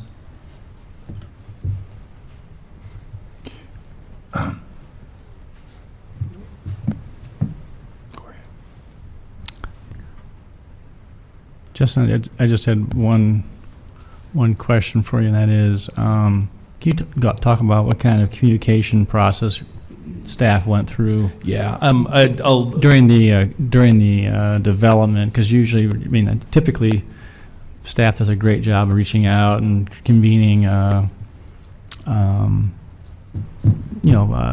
community groups just to kind of let them know what's going on, the rationale for it. And I note in the report that in order to have parking on both sides of the street, you'd have to go 37 feet wide, which would mean tearing up parking, et cetera, et cetera. So can you guys talk through how people knew about what was going on? Yeah, so in the start of the project, you sent out a notice to the community that the street or the residents of the street's going to be reconstructed, and at that point in time, you have roughly what I would call 60 to 70% design plans ready, and you show them to the residents, talk through it, have a public information meeting there, and what we're really seeking there is trying to find out, are there any sort of access issues we need to look at? Are there any sort of known problems that maybe we don't know about, that there's a low point in the street that maybe wasn't apparent to us or anything? Get that local information there. And typically we have cross sections of what the project looks like. We go through the project, go through the rough timeline, what it looks like for the resident being there, and we have those in-person meetings usually here at City Hall somewhere, and then we also send out letters after that. My understanding is that on this project, what we didn't highlight was the change in the width of the street. That was a mishandle by us, and something that we've already made amends, and we're making sure that we highlight that in any other project we do going forward. It's something that wasn't brought up in this project, and I think it's maybe part of the issue here. Regardless, if we would have built it back at 31, we still would have recommended one-side parking because it doesn't meet the code requirements to have two sides. So that's one of the issues that we're bringing back here, and why we reach out to the public with that. Thank you. And Justin, just to clarify, there would not have been an opportunity for anyone to argue that the street should be kept at the current size, because SUDAS would have required it to be wider if it were rebuilt? Well, I think in order to keep parking on both sides, it would have gone to 37 feet. So we would have had 6 more feet of right-of-way. And without looking at design plans, what you end up with then is you have sidewalks that you probably end up with 2 to 3 feet of grass parking between the curb and the sidewalk, which you need a minimum of 4 feet there for safe clear distance. So we probably would not have been able to even construct it under that configuration. Thanks. All right, I'm sorry, Rachel. Sorry. I had a question about the intersection of Roosevelt and 13th Street. There was some comments on the survey about how it's difficult to see into that intersection with cars parking too closely there. Is there going to be still allowed parking on one side, or is it going to be like blocked off yellow on both sides for a certain distance to the intersection? I think right now it's proposed to be just blocked off on the east side, but it's certainly something we can look at from a visibility standpoint if it makes sense and a safety standpoint. I think if you remove one side of those vehicles, it'll make a tremendous difference there. And then we would still look at it if there's still issues with visibility triangles on the west side as well. We could look at altering that as necessary. Okay. Any other questions? Justin, I'm always wanting to think about the law of unintended consequences. So you have 41% currently using on-street parking on a daily basis, and then you have additionals parking there once a week. If they can't park on the street, then where will they park? In other words, we're going to force this balloon somewhere. Where will they park? Well, our assumption would be that every resident needs to have a driveway, and that they should be using some of that. But if there's not adequate parking, they're going to have to, I suppose, move farther down the street to find closer on-street parking. We don't have necessarily a solution to that in the area to have more additional parking for them if we take away this one side. So while I understand that they're maybe losing some on-street parking, we think it's more important that the emergency access and the safety of that is probably leading the way on this.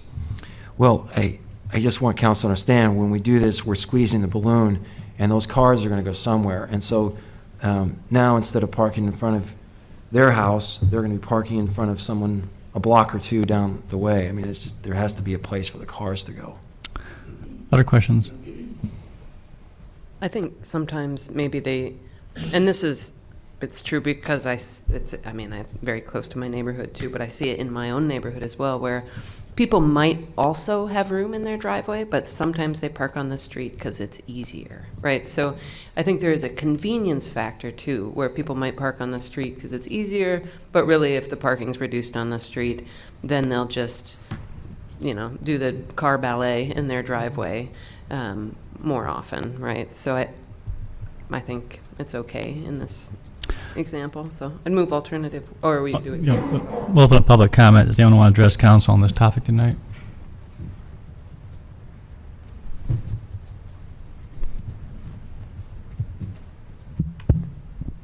My name is Catherine Scott, and I live at 1510 Roosevelt.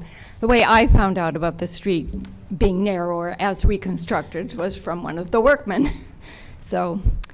But I understood. I know that Harding and Marston and Curtis, they're all the width that Roosevelt is now, and I thoroughly expected that parking would be restricted to one side. Mm-hmm.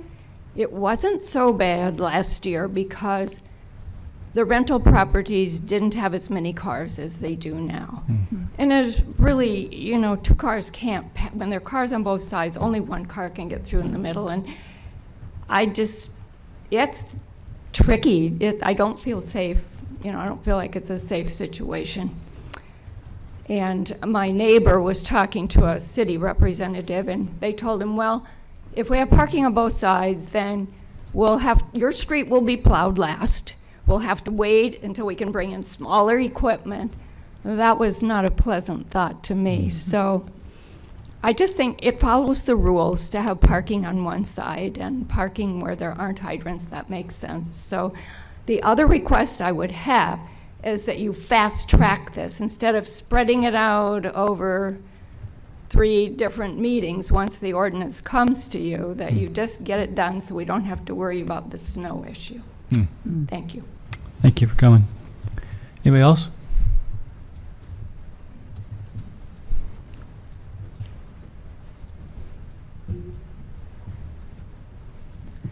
Alicia Abner. I live at 1004 Murray Drive, which is just about a block away from Roosevelt. And I'll say, as I've been driving on that road since the construction, it can be a real challenge when there are 2 cars going opposite directions, and who's the one that pulls over, when you're both pulling over. And especially, there are a lot of teenagers that live on that street currently, and so that is a safety hazard there as well. And so having the ability to have that street plowed sooner rather than later, and having safety and visibility is going to be very important. Thank you. Anybody else? All right, we'll close public input. Justin, I think you know a little bit about plowing snow in the city. Can you comment on that one comment that person made? Yeah, I would say currently with cars on both sides, our regular plow trucks struggle to fit down it. So it requires a different piece of equipment. I wouldn't say it would be last, but it would be something that our normal snowplow equipment can't get to. So when they're plowing every other street, we have to bring that other piece of equipment in. So there would likely be a little bit of a delay compared to maybe some other streets adjacent to it. That's the downfall, obviously, of having parking on both sides when you can't get those big plow trucks through. Very good. Justin, I'm supportive of this proposal, but I am curious, are there any other streets in Ames that are dealing with a similar situation? We have, there have been some that have gone from this 31 to 27, and then we have restricted. I think there's 3 or 4 other locations. I don't have them off the top of my head. I know we talked to Mark. You don't recall what we talked about yesterday, do we? There are some 31-foot roads that are double part or something similar. We've treated it as a complaint-driven process up to date. We have removed parking on one side of 31-foot roads, for example. McKinley Drive, North Riverside examples. So there are some examples around town, but we tend to let complaints or projects drive the changes. Great, thank you. Okay, is there a motion? I'd move alternative 1. Second. Thank you. And yeah, just for clarity, that alternative is to... Directs the city attorney to draft an ordinance prohibiting parking along the east side of Roosevelt from 13th to 16th. Thank you, Bradley. Those in favor of the motion, please say aye. Aye. Aye. Any opposed? Motion carried. Thank you. Move on to item number 33. Discussion of modifications to Municipal Code, Chapter 19, Parks and Recreation. Good evening, Keith. Good evening, Mayor and City Council. A lot of information that was put in this packet for you, so I'm just going to kind of highlight a few things. I do want to mention that the Parks and Recreation Commission asked staff to look at park policies and any ordinances, knowing that ordinance get approved or any changes get approved by City Council. So we did have a public meeting back in April of 2025. We also did a survey, which we had just under 1,400 responses to that survey. So changes that you said in the packet are based on some of that feedback. So as far as Chapter 19, with it. Just a couple of things want to highlight. Some of the stuff in there is just some cleanup, getting a little bit more with the times and some of the language and so on. But one of the things with section 19.9, I just mentioned we did add the exception that the motorized vehicle does not restrict mobility devices. So we just added that. Section 19.10, firearms prohibited.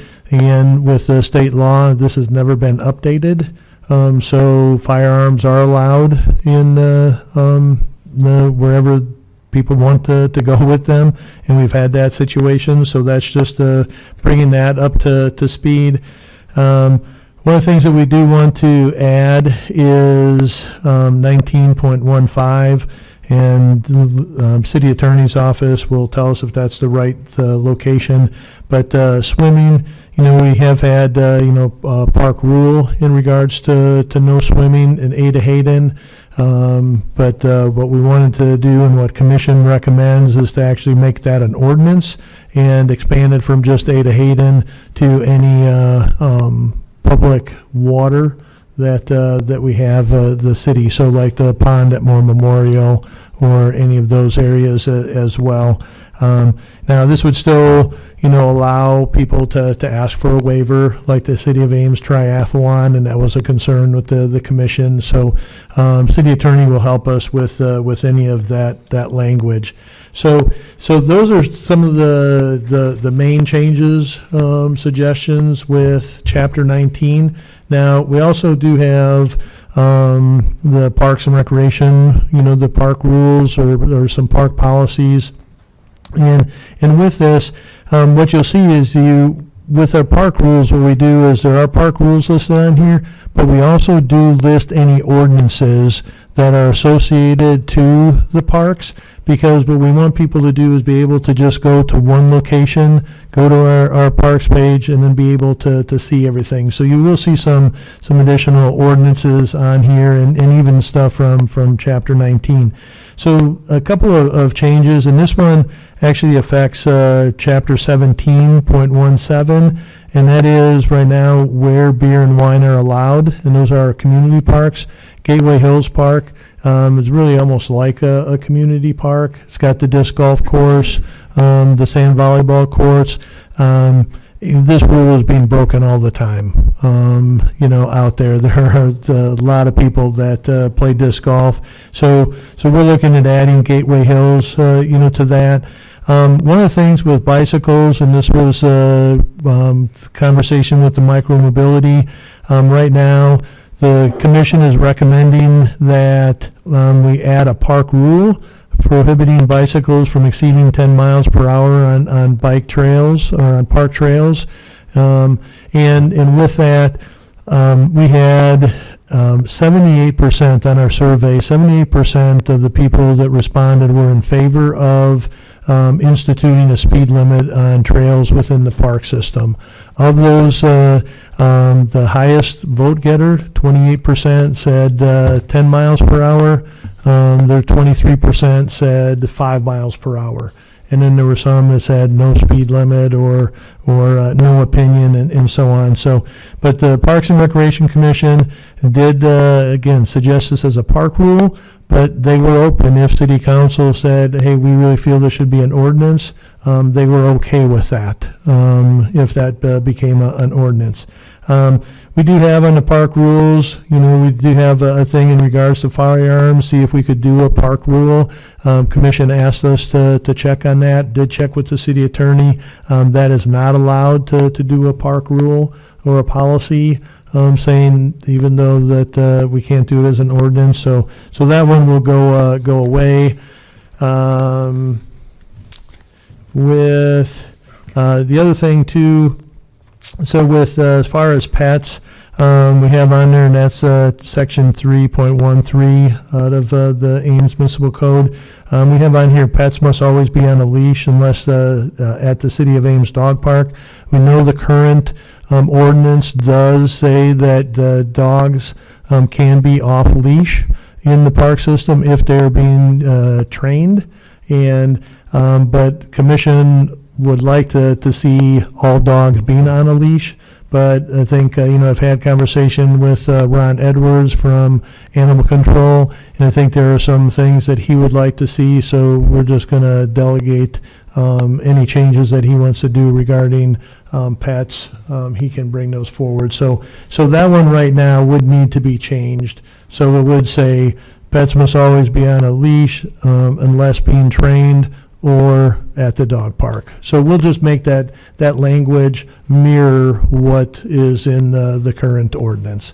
So those are some things that things. So any questions?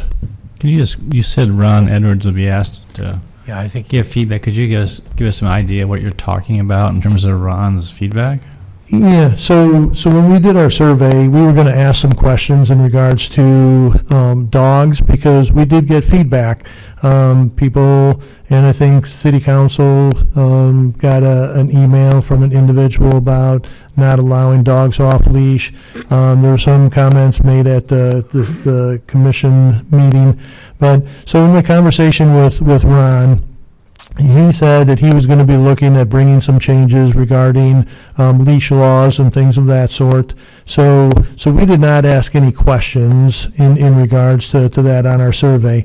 But some things that he feels that he'd like council to consider is that in the park system, all dogs must be on a leash. He also feels that dogs' leashes should be no longer than 6 feet. And there's a few other things I don't exactly remember, but so with that, told Ron, hey, that's your expertise. So he at some point will probably be bringing something before council as well. So it's specifically related just to the leashes, not a general category regarding pets. Correct. Thank you. Yep. Questions for Keith? Fascinating survey, just to get a sense of how people are using our parks. I mean, even beyond the particular issue, there was just a whole trove of data that was quite fascinating. Yeah, thanks. Yeah, commission also loved all the information and found it very helpful. Yeah. In reading through the survey responses, and I appreciate the way you kind of consolidated them and alphabetized them. It was helpful. There's a lot of results to read. There's a few consistent comments. One had to do with animal waste. Can you comment on what could be done or ways to? I mean, that's. Yeah. Anyway, I just think that it is an issue. It's apparently not a huge issue, but it is an issue. And what thoughts do you have on that? Yeah, so one of the things that we have done is we do have mutt mitts that we have in our larger the community parks out at Ada Hayden. We do have some signage in some areas. We are going to be adding some signage up at Ada Hayden, reminding people to pick up after your pet and take care of the waste. We have expanded some of those mutt mitt dispensers to neighborhood parks as well. So with that, some people do use them. And I think probably the next step is just to do more of an educational campaign to really get it out on our newsletter, do some different posts, social media, just to remind people to be responsible pet owners, pick up the waste and then dispose of it properly. Yeah, are these, where do people access these policies? Are there some signs put up that kind of give some general guidelines in the parks, or what thoughts do you have or the commission have on that? Yeah, so one of the things they did talk about signage. So one of the things, we do have them on our website that people will be able to access. And then the one thing that we've talked about is because signage is expensive and rules do change occasionally. So one of the things that was discussed was talking about maybe putting some specific park rules, maybe hours, and the several of the more pertinent ones there, and then maybe doing a QR code that people can access. So even when changes are made and they're made on the website, then people are getting up-to-date information. Good. Any other questions for Keith? Keith, I'm very supportive of what the Parks and Rec Department has proposed, but my question comes in the category of enforcement. Yep. So, for example, I'm hoping at some point Ames has some space for mountain biking, but one of the changes you're recommending is prohibiting bike riding in Munn Woods, East River Valley, and Brookside on the Audubon Trail. I agree with that. I think that's an appropriate posture to take. How are we going to enforce all this, and particularly the speed limitation? Yeah, so really with the biking prohibited in those areas, those are already there. Right. That's already part of the ordinance. With the speed limit, one of the things, I guess it's an awareness thing, and that's why the commission recommended doing a park rule versus an ordinance, because it didn't want police having to go out there and trying to say, hey, you're going 11 miles an hour, 12 miles an hour. But we did have, the commission did have conversation about this, and it's really kind of just that respect and being kind to your fellow park users. So from an enforcement standpoint, what they talked about is, again, doing public education. Hey, if this is what you're wanting to do, and this is where really comes the issue, is that we have people that go up to Ada Hayden, and they're going 20, 25 miles an hour because they're getting ready for Ragbri or some other race or things of that sort. Now, are we going to stop somebody? If I'm up there, and I do it with our park rules, I'll go up to people and say, hey, are you aware? If somebody's going 11 miles an hour, am I going to know if it's 10 or 11? No. Am I going to know if it's 12? No. Well, I know if somebody's going 20 miles an hour, yes.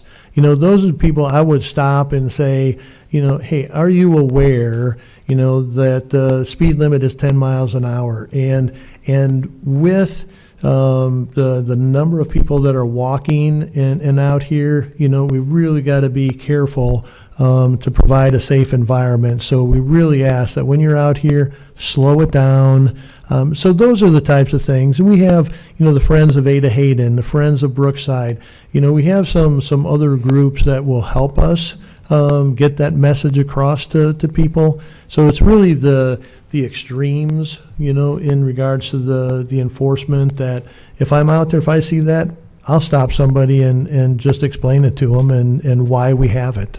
Bronwyn or Gloria, did you have a question? I did. I actually had a couple of questions. So with regard to the firearms, Keith. Yes. Did I hear you right that we are not allowed to prohibit them? Correct. So then that section in the ordinance would also need to be removed, wouldn't it?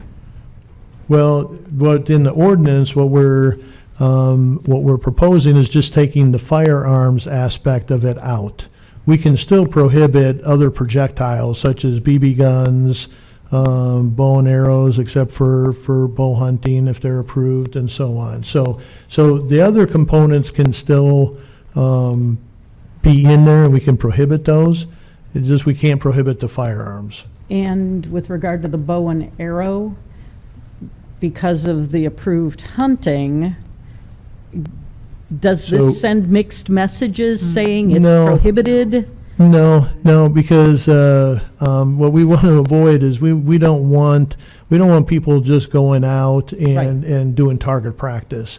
Or we have to talk to people who are up doing bow fishing up at Ada Hayden. They're trying to, they got their bows and they're trying to get carp or whatever it is. So we still want to not allow those in the park system. It may just be adding an exception for pre-approved, or if you're approved for bow hunting, that's the only exception. But that's where city attorney will help us craft that language. And when we think about motor vehicles, e-bikes are not motor vehicles? Correct. Okay. Yeah, and that's one of the things, and we'll mirror some of the language, that PA is working on with the micromobility. We'll make sure that that language is consistent. Some of it is using personal transportation devices instead of bicycles or motorized vehicles. But motorized vehicles is an actual motor. So the e-bikes do not constitute a motorized vehicle.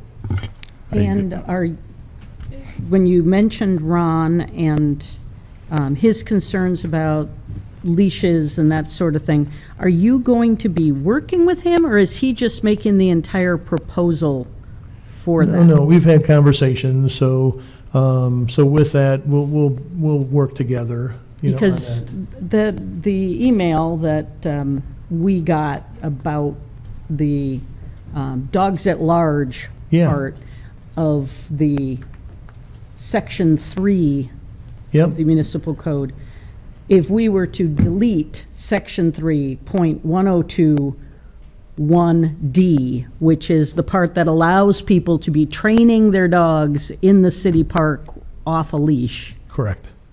It seems like it would solve that problem. So I'm giving that to you as a suggestion for something to discuss with Ron. Yep, and that's and I've had that conversation with Ron already, because that was when it came to pets within the park system. It was the dogs on leash that most of the feedback that. So have you verified that's Ron's opinion, recommendation on that? What was that? To eliminate that section about the exemption? Is that Ron's position?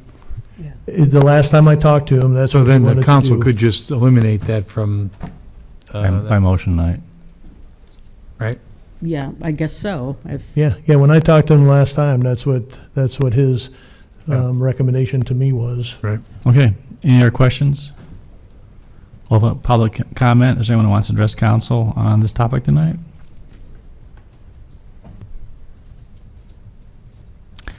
Seeing none, we'll close public comment. Any closing questions for Keith? One last on enforcement. So have you visited with the police chief about their willingness to or ability to enforce some of these things? Yeah.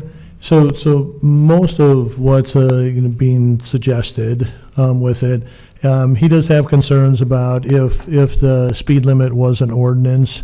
How do they enforce it? And based on everything else. So he's, in my conversation with him, not in favor of making that an ordinance. But I did not specifically speak to him about the no swimming. But explain to him how you typically enforce park rules. So with park rules,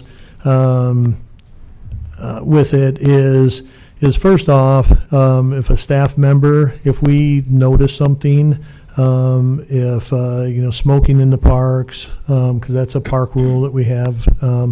If there's anything else, what we will do is we'll go up to the individual and say, hey, don't know if you're aware, but there's no smoking in the parks. Oh, didn't know about it. They take care of it. Other times, they say, I don't care, and they keep smoking. And say, well, I'm going to ask you again to put that out. And if they say, no, we're not going to do that, at that point, we could call the police department. And then now we have an issue where they're not listening to us, and then they can help us with, because now you got, now I can't remember exactly what the term is. The But trespass is what they do. Yeah, with the right? trespassing. The violation is a trespass if they refuse and the owner asks that they be trespassed from the property. So they're removed from the property that way. That's the enforcement on park rules, not if it was an ordinance. That's different. I just think people are really upset about the e-bikes. They're hazard to people who are walking on our park trails and all their multi-use, and so we've got to get a handle on this. Yeah. So with that, the commission had a lot of conversation and did receive some feedback on the e-bikes, because there were some people that said ban e-bikes, allow e-bikes. And I think the turning point for the commission on this one was there were a number of people, and we heard this in the public input that we had as well, is that there are a number of people that have enjoyed bike riding all their lives. And they are at a point right now, whether it's health concerns or for whatever reasons, that e-bikes is a way for them to continue something that they have been doing for a long time. And they can get on an e-bike and they can go out and they can enjoy the park system just like anybody else. So the commission really didn't entertain any banning of e-bikes.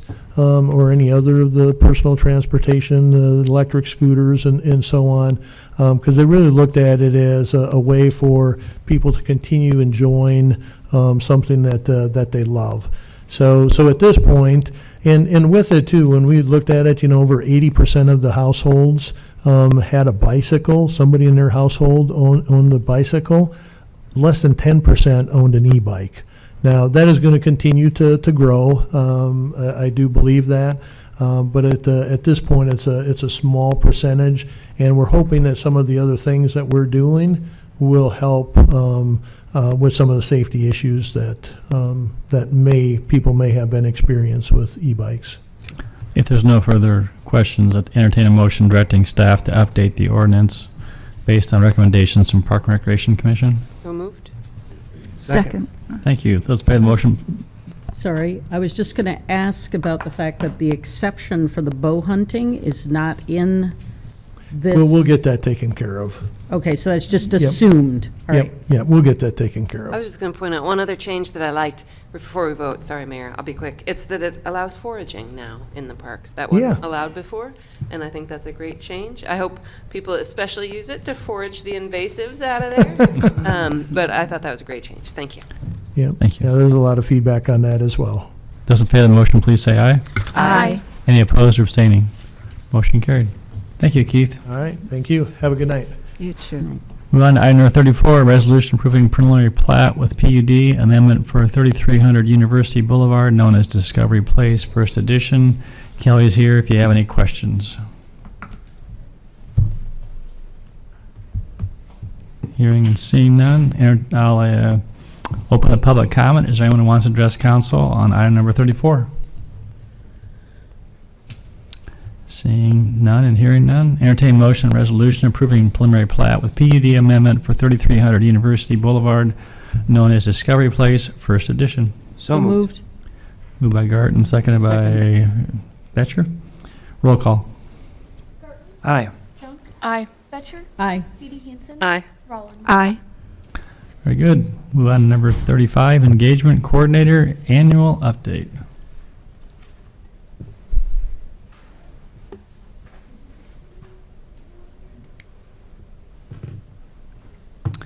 Let's do this while Susan's getting set up and waiting for the coordinator to come. We'll take a quick 5-minute break and then we'll resume.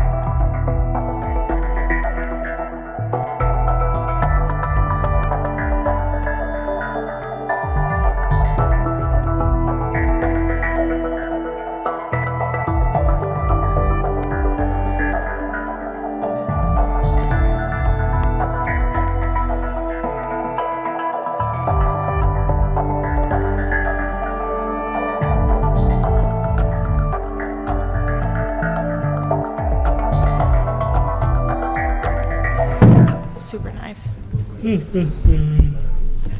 All right, we'll move on to item number 35, Engagement Coordinator Annual Update. Cassandra? Hello again. Hello. Okay. So let's talk about engagement. Keyboard.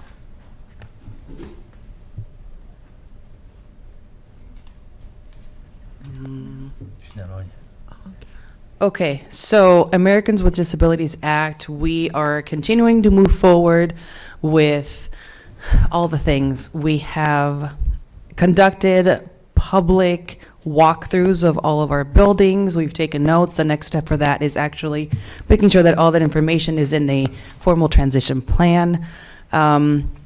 We are moving forward with new ADA digital guidelines per the Department of Justice new ruling, making sure that we are compliant with that. Continuing to address any complaints and reaching out to other community organizations for feedback. Oh, sorry, this is what I had already mentioned as far as the new ruling from the Department of Justice, where the deadline to meet this is April of 2026. We have created an internal task force that has been, the employees have been selected by their department heads, and we have a good selection of people from all the different departments and divisions so that we have feedback regarding how to meet people where they are in order to move the organization forward with meeting these digital requirements. And we will be starting power hours for management in January of 26. Continuing federal reporting and EEO4 every other December, so that means that we have another one coming up next month. Continuing to be engaged in the community, a few different events. Last week we had the building community breakfast. Big partner was the Alliance. Continuing to assist anyone with translations here in departments. We had a new exhibit at the library to educate our community on host, and that is a traveling exhibit, and it will be here at City Hall in January. Any organization can request that from the library to share more about host and what they do. I won't spend too much time on AHRC as you just got the annual report here, just some highlights on the annual events that they attend and support. A little bit more information about those 700 coloring books that we have printed and giving out to the community.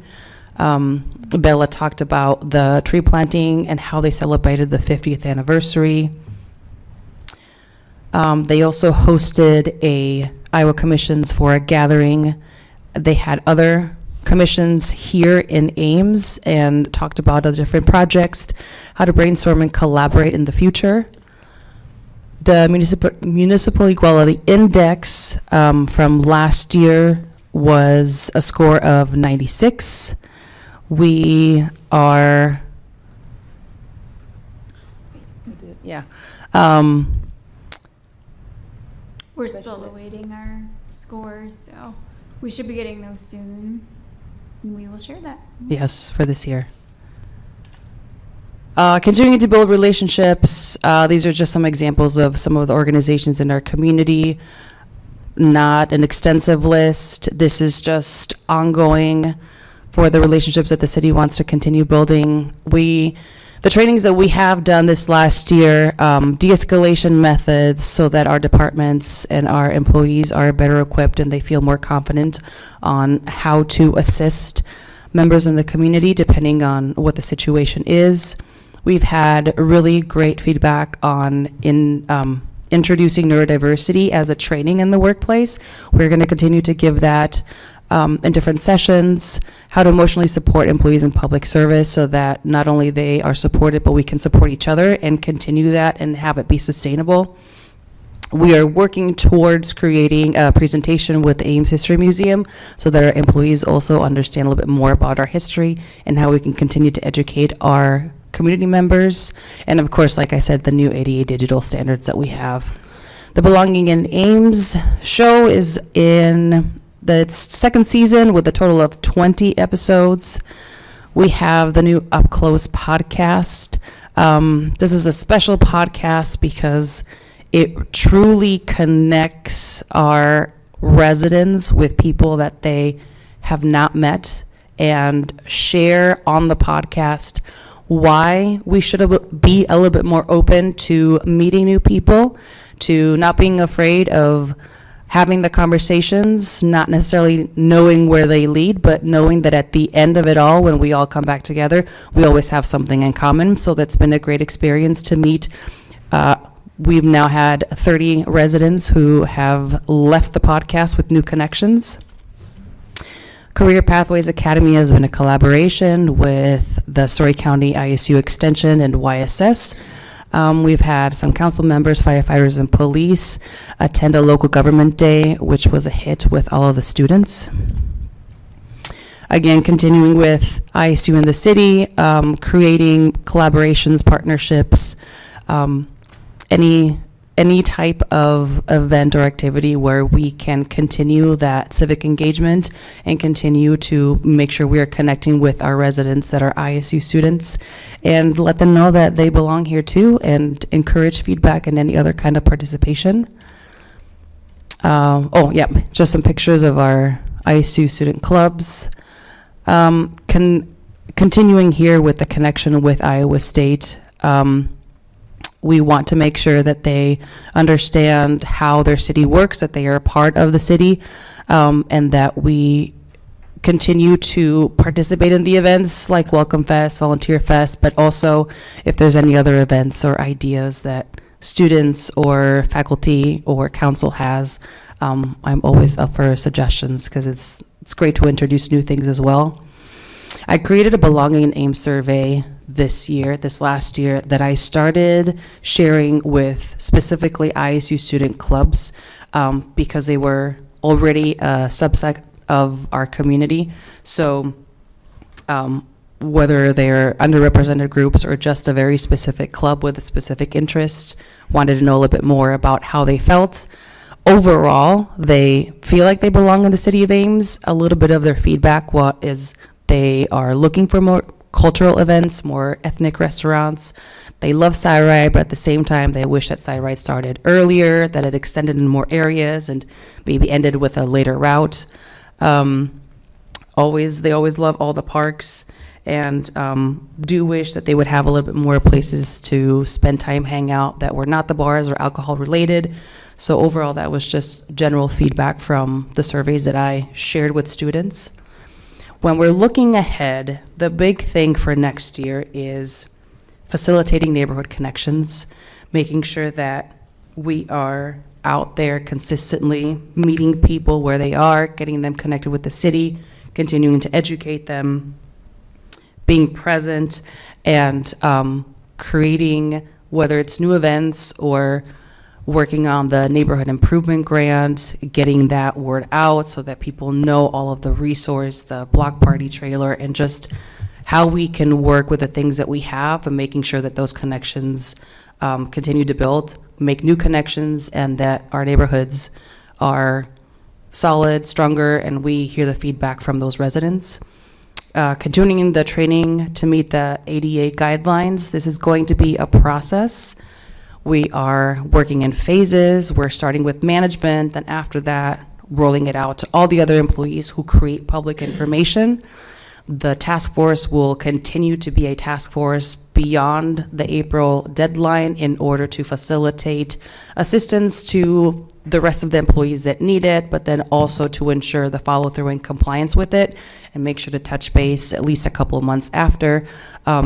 And again, we will always be here for other employees to assist with whatever the needs are to ensure that we are complying with that. Any questions? Thank you. Great report. Questions? I mentioned this to Susan the other day too, but we haven't had a Council Connects opportunity in a while, and I'm just eagerly awaiting my next assignment. I love to hear that. So just let me know where Okay. and when I can be somewhere to connect with any groups that you think would be good for us to go Thank you, visit. Bronwyn. I have ideas. Okay. Thank you. Other questions? I'll echo that, but I do have a question. On page 7, you mentioned that you do take phone calls when folks call in about discrimination issues. Correct. So I wondered if you're tracking those. I mean, thinking about Yes. we're not getting what we wanted from, so far, from the Civil Rights Commission. Are you all starting to keep a database and tracking that? And what are you learning so far? I do keep track of the phone calls that I take.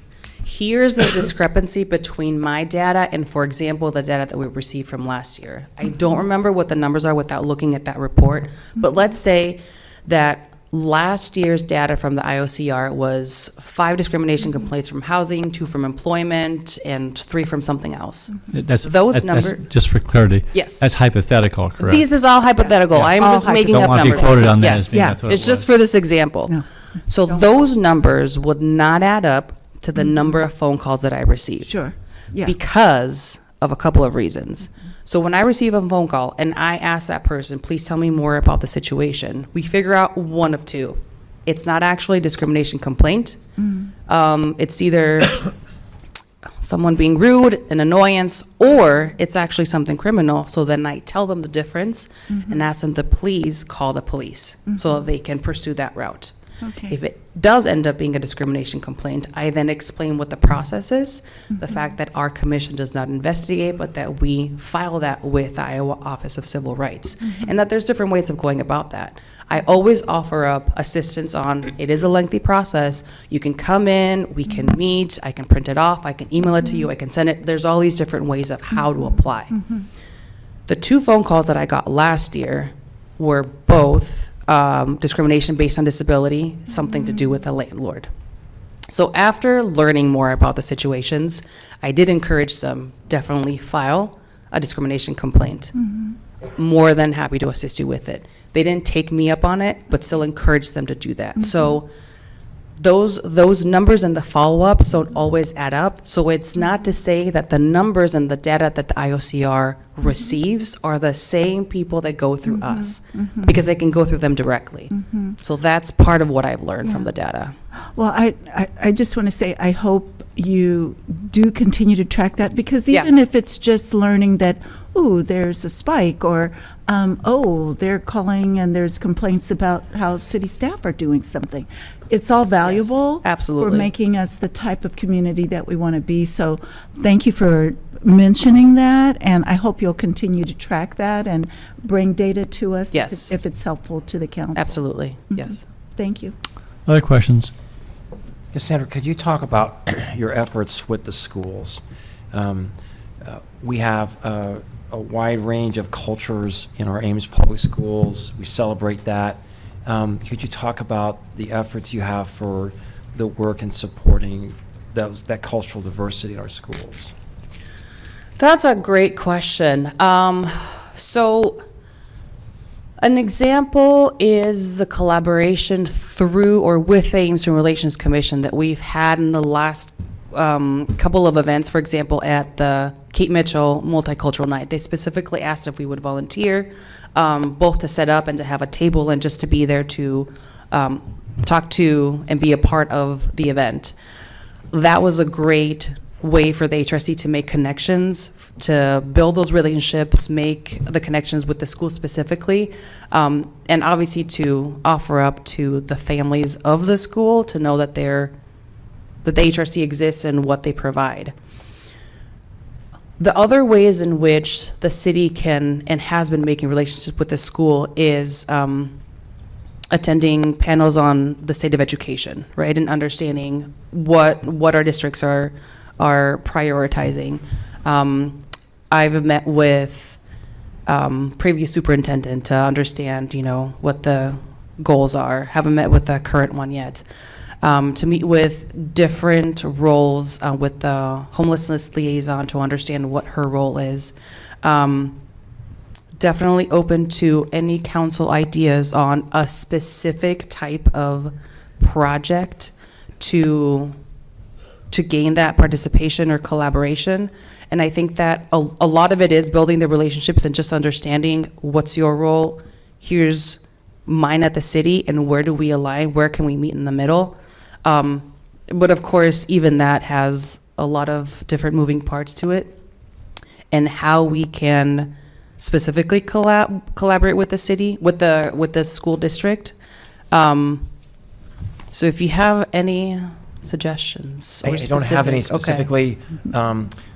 For some reason, we've been discussing tonight this specter that there are all these discrimination claims that are not being investigated. We've got 25 years of data on this. I respectfully don't think that there's this huge problem. We had one report that wasn't responded, or one request that wasn't responded to, when we've got ample years of very low reports. I think we should focus on things that are very positive, like what's going on in our schools. The one other piece of this that we toured Barilla, and it was interesting. Was it Barilla or was it one of the factories that brought in employees from Puerto Rico? And I wasn't aware of that. And so I have long said from this dais that Iowa will have to be more inviting to Hispanics if we're going to survive as a state. And so I don't know if there's anything we can do with the chamber, the alliance, sort of asking the question, are there things that on the city we can do to help make Ames more user-friendly for people who want to come and work here? And so are there housing issues? Are there, I don't even know the questions to ask, but if maybe that was a one-off, but if there are going to be, if there's a trend, my goodness, those are ways in which we should be opening the welcome door and say, please come to our community. Any other questions? Yeah, Cassandra, when you think about the events that you were involved with, Mhm. were there any that seemed to you to be particularly promising for continued involvement, or things that would offer more insights than others? Events in general in the community? Yeah, Or you that- well, asking that about a you've been- specific? No, Okay. that you attended this last year, Mhm.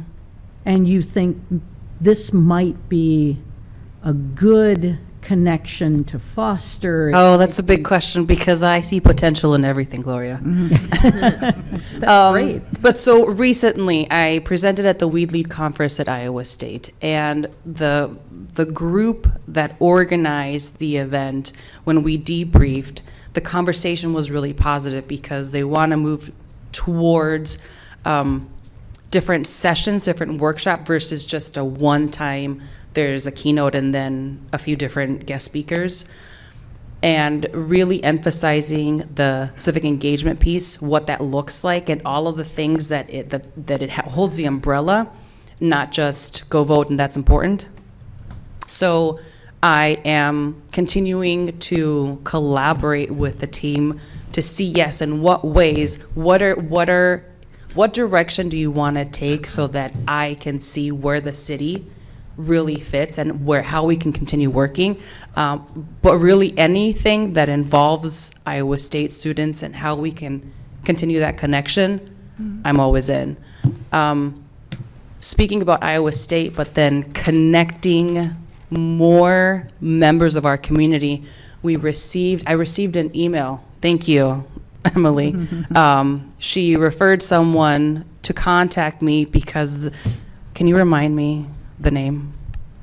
Like of the person who said Yes. that is this on? Yes. That was Lauren Neal. Yes, Lauren. So She's Lauren the emailed me. Vice chair of the local affairs committee. and Yes. Vice president of SciRide also. Yes. Oh, okay.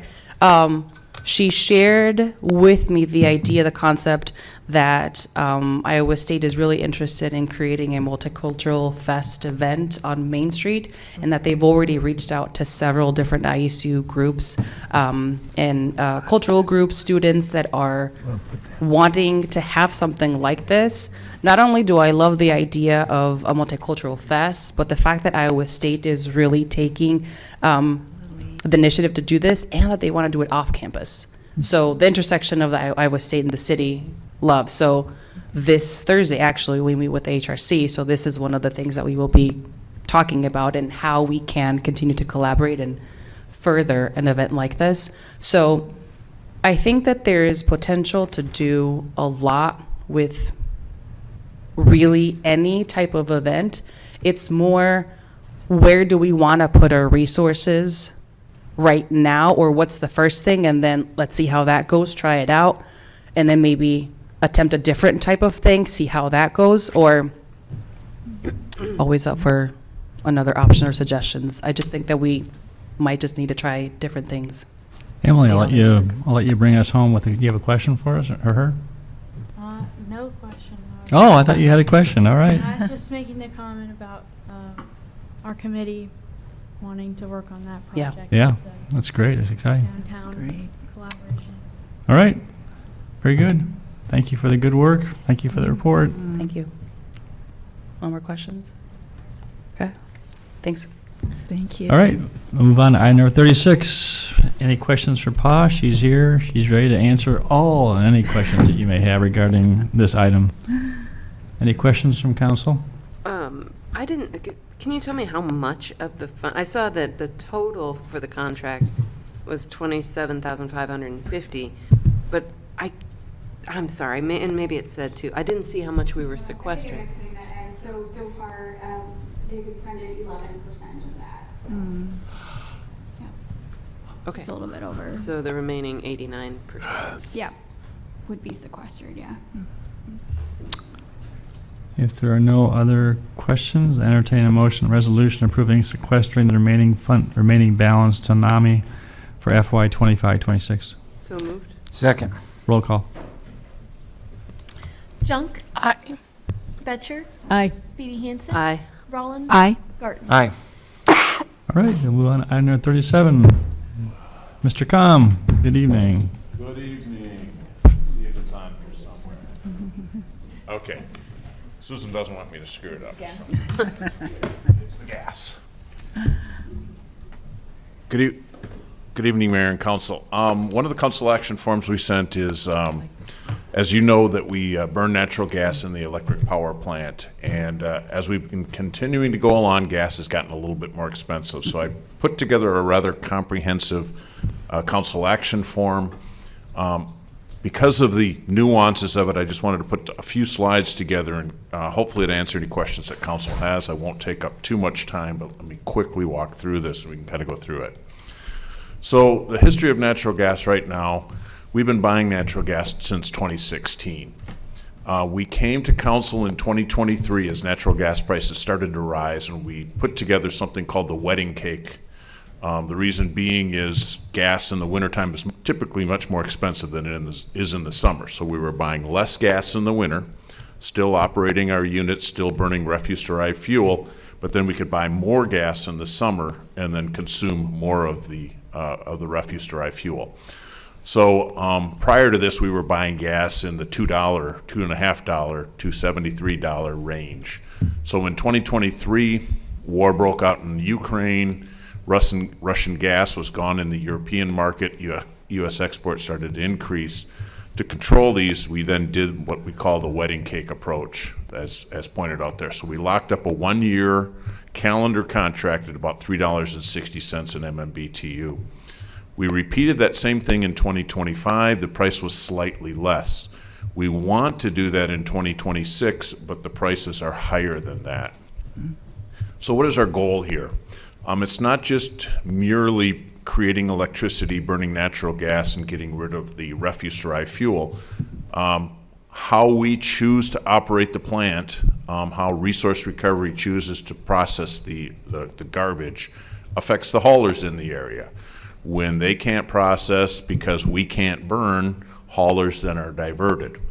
Resource recovery then also has impacts when, again, they're not up and running or we're not up and running, they can't operate. As we send more trucks on certain days to Boone County, depending upon weather and things like that, they're impacted. And then obviously the Ames electric ratepayers in the end, the more we spend on natural gas, the higher the rates go for the electric customer. So we're trying to balance all of those different individuals and groups. So what are we really trying to do? We're trying to minimize, or we want to buy the right amount of firm gas. So we're moving away from what we call the wedding cake approach because it continues to be too high and it will exceed what we have in our budget today. So we want to buy enough firm gas so that we can continue to burn refuse-derived fuel through all types of weather, winter and summer. We also, from a building standpoint, we can't go without gas in a given day. In the wintertime, we need the gas in the boiler to heat the building. It would freeze otherwise if we literally says, well, when gas is really expensive, don't buy any, and move on from there. So we do need a little bit. Typically, and this is kind of like gas 101 in about 5 minutes or less, but prices tend to stabilize the closer you get to the start of the month. So in other words, right now I'm looking at gas for December and it's in the $5 range. If I looked at gas for January, it's in the $6.20 range. And as we get closer to the month, typically it stabilizes and typically it comes in cheaper unless they're forecasting super cold winters and things like that. So stabilization could typically mean it's going to stabilize lower if warmer weather is predicted or there's high amounts of storage in the gas fields. This could mean it could stabilize higher if it's very cold. If they're forecasting another Uri or something like that, you're going to see it close higher because those selling the gas are saying, if I'm going to continue to provide you gas during all types of weather, I'm going to make my money up front so that if I have to provide it to you when it's really cold, I want to make sure that I didn't miss out on that opportunity.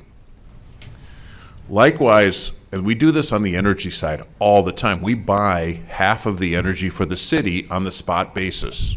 We're buying electricity on a day-by-day basis. So this isn't unheard of for us. This is not new. But the idea then would be moving more towards monthly as opposed to wedding cake or even seasonal, and I'll have a slide on that in a second. But wanted to point out that typically spot gas is reasonable. Right now, gas is in the mid-3s right now for the next day. October was averaging below 3.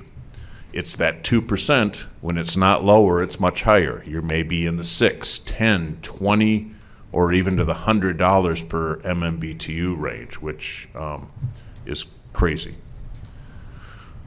So right now, our contract today, it was a calendar year contract. It ends the end of December.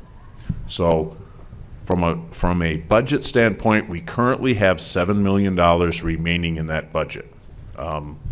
We've already locked up transportation. We've gotten all of our gas through the end of the year. $7 million is actually a lot of money when it comes to our fuel procurement. When we looked at the traditional wedding cake approach right now, cost in the market, we're paying $3.57. It's already up to $4.13. Doing that would already blow our budget. And it commits us to those higher prices into the next calendar year or into the next fiscal year because it's on a calendar year basis. That's why it's $7.5 million is just the first half of the year. That would be a $15 million contract roughly if we were to trigger it right now. So what are we trying to do? Basically, the recommendation, and this is something that council's been doing the last few years, because prices are so volatile, it's difficult for us to get a price to you today. I could ask for a price, right now. By the time the day ends, the price is no longer good. So trying to get pricing to council is next to impossible. You have to request it at 4 o'clock, they fax them in, and then we're trying to decide that evening. So what has typically happened is you've been gracious enough to give the electric director, myself, the ability to lock up the gas on behalf of the city. We're watching the prices on a daily basis. Because right now it's high and we are going into the winter season, the direction that we're taking, and you can give as much caps or controls or whatever you'd like to that, but we're looking at locking up firm gas in the 4,000 to 6,000 MMBTU. We can still burn some refuse-derived fuel. 8,000 is what we need in the wintertime. But by buying 6,000, we then would buy spot to fill that in. And then in the spring, spot prices are much better because you're not being impacted by the possibility of very cold weather. We're able to buy spring gas much cheaper. And we can then definitely never say definitely. We will likely stay then below the $7 million, which is good for the electric ratepayers. We stay within budget. We'll maximize the amount of gas that we buy so that we can continue burn refuse-derived fuel as much as we can.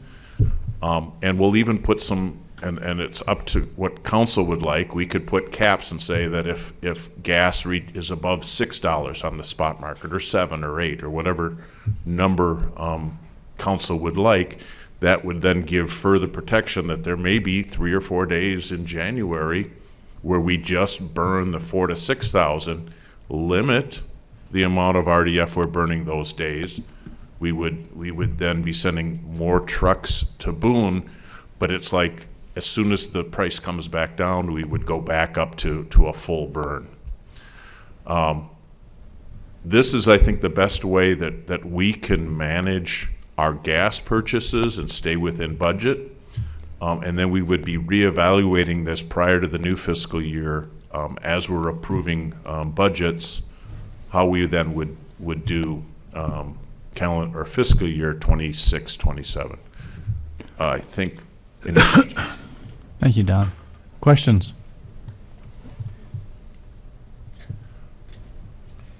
It might be helpful, Don, the next time we do this, I've pulled up the volatility of the natural gas prices, and it's really remarkable. And I think it supports sort of your concerns. And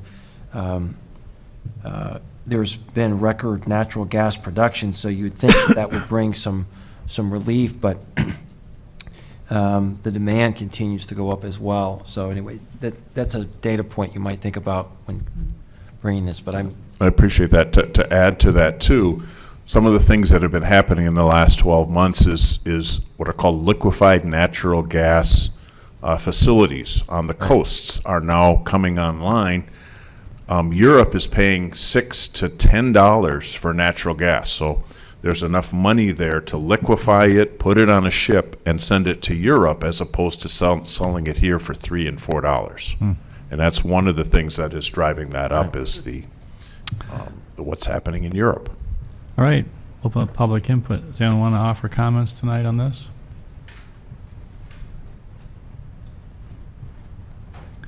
Seeing none, we'll close public comment. Is there any questions or comments? Otherwise, I entertain a motion on one of the alternatives. Staff is recommending alternative number 3. City manager recommends alternative number 3. But this is certainly an area where this is beyond the bandwidth of most city councils, and so we're sort of in a position where we need to be very differential, but it's not a blind deference, and I think you've made a really good case for supporting alternative 3, so I'll move alternative 3. Thank you. Is there a second? Move second.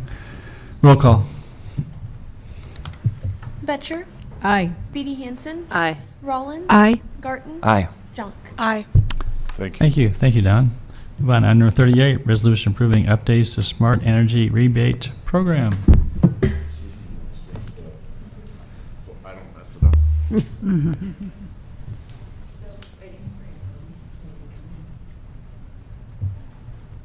The Zoom meeting's running in the back.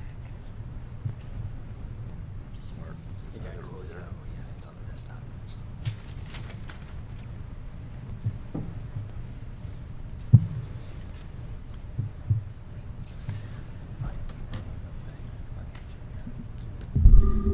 So Mayor and Council, joining me for this one is Lane Forber. He is our Energy Services Coordinator here at Electric. So I'll let him walk through this quick presentation regarding item 38.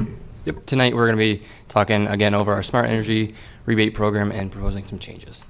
So tonight, just the quick agenda, we're going to walk through our objective, where we'd like to leave tonight, go through some of the goals of the Smart Energy Rebate Program as it is, look over the current structure of the rebate program, compare our program to surrounding utilities, and then propose calendar year 26 changes. And then we'll walk through why it works for the Ames Municipal Electric. So tonight, we're seeking council's approval of the updating Smart Energy Rebate changes effective January 1st, 2026. Walking through some of the goals of the Smart Energy Rebate Program, we aim to reduce present and future electric bills for all of our customers. We look to improve the efficiency of our customers' energy use by offering rebates for Energy Star certified appliances, efficient HVAC systems. That ties into number 3, where we aim to improve the comfort in the home for home or buildings during the extreme seasons. The 4th bullet there is to encourage the efficient utilization of a reliable electric system. So focusing on fuel switching as we try to electrify Ames and utilize our electric grid. And then lastly, we reduce greenhouse gas emissions from the electric consumption. That's driven mostly from our rebate tied to our solar. So looking over where we are at currently with our structure, I have the majority of the programs listed in column 1 with the description, and then where the values stand currently. Columns 4 and 5 detail program usage. So you can see Central AC, one of our most popular programs. We've issued 161 rebates, totaling $40,600. Moving on, geothermal heat pumps. It's not a super popular program, and we've only seen 1 rebate submitted calendar year, or year to date, I should say, as of Friday. And this was a replacement unit, so it wasn't actually a new well. Air source heat pumps continue to become more popular and actually make up the majority of our rebates issued. Heat pump water heaters, a lower end rebate. Appliances, again, are the largest. As you can see from the number, there are a lot of programs that fall into that category. Moving on into electric vehicles and solar. Solar, I do want to mention, we did increase the rebate this past summer. So the total rebate amount would likely be a lot higher had that rebate been at the $500 for the entire year. And then lawnmowers, again, another popular program and unique to Ames, as we don't see that at other utilities. So year over year, the bars represent the count of rebates that we've issued, and then the line shows the dollar amount. So year over year, the program is becoming more popular, and we're issuing more rebate checks because of that. So we're really seeing the program becoming popular as our citizens and customers commit to energy efficiency. So how do we really compare, though? So I decided to compare us to 6 surrounding utilities, some neighboring, some not. Wanted to compare to Cedar Falls, Algona, similar municipals, investor-owned as well as Midland and Consumer, who are neighboring.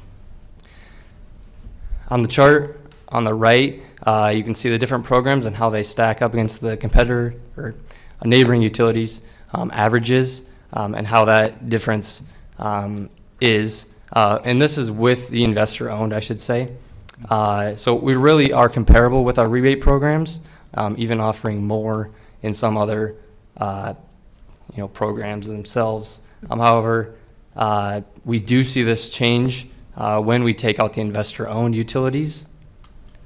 I'll detail that here. So our programs aren't as comparable.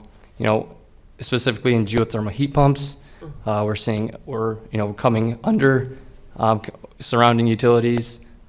Same with electric vehicle chargers, heat pump water heaters, and so on. Our solar and electric lawnmowers, again, are unique to Ames. So to achieve climate goals and align with industry standards, URAB and staff are proposing calendar year 2026 rebate modifications. I'll briefly touch on the climate action plan and the goals that we're aiming to hit with these changes. So again, retrofitting homes, we're proposing adding a weatherization, and I'll detail that in a later slide. But this new program will help us reach that goal of retrofitting homes here in Ames. As well as fuel switching, many of our rebates will hopefully increase to incentivize transitioning from natural gas to the electric utility.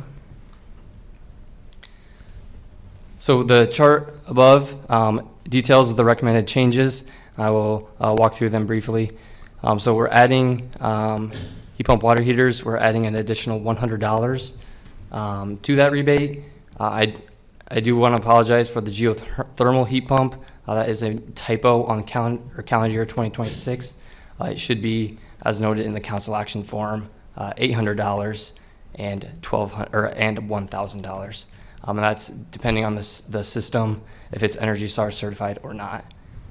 The geothermal replacement unit would also increase to $400 a ton.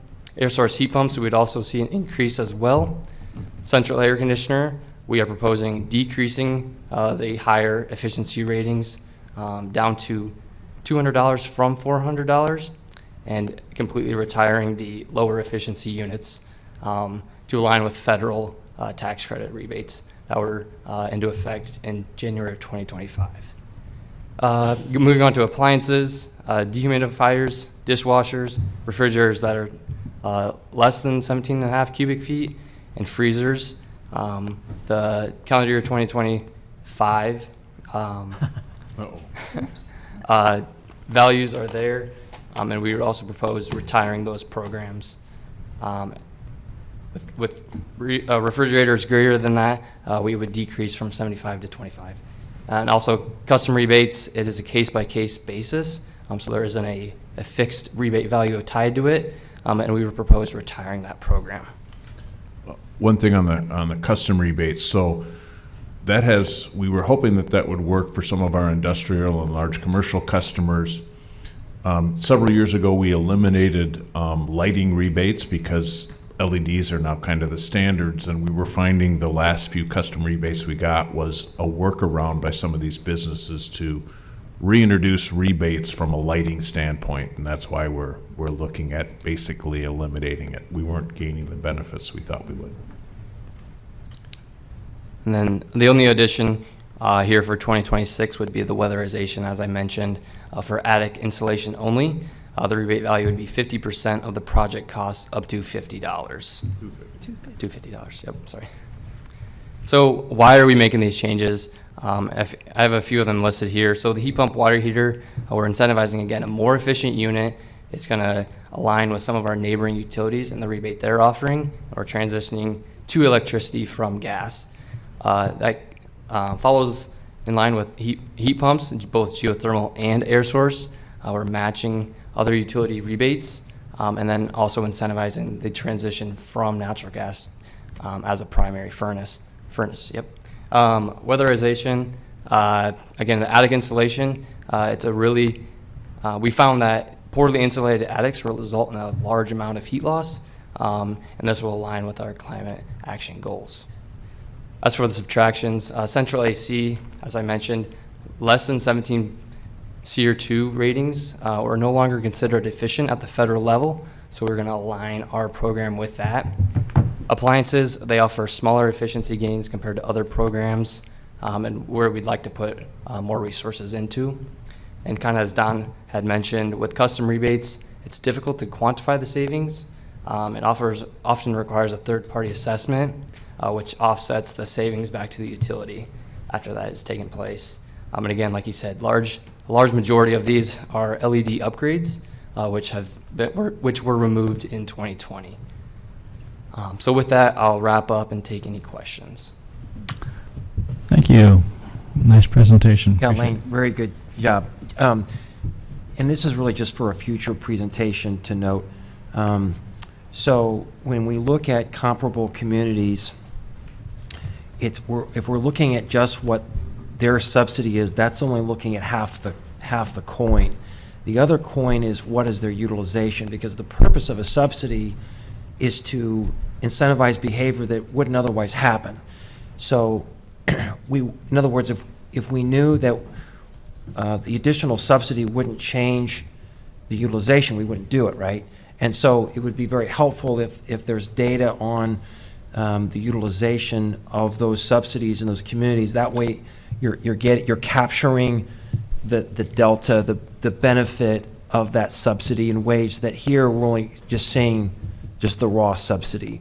And in a second piece, again, for a future presentation, this council made a concerted effort to, as we think about our spending on climate action matters, to not just throw money at things. That model cannot be what we do.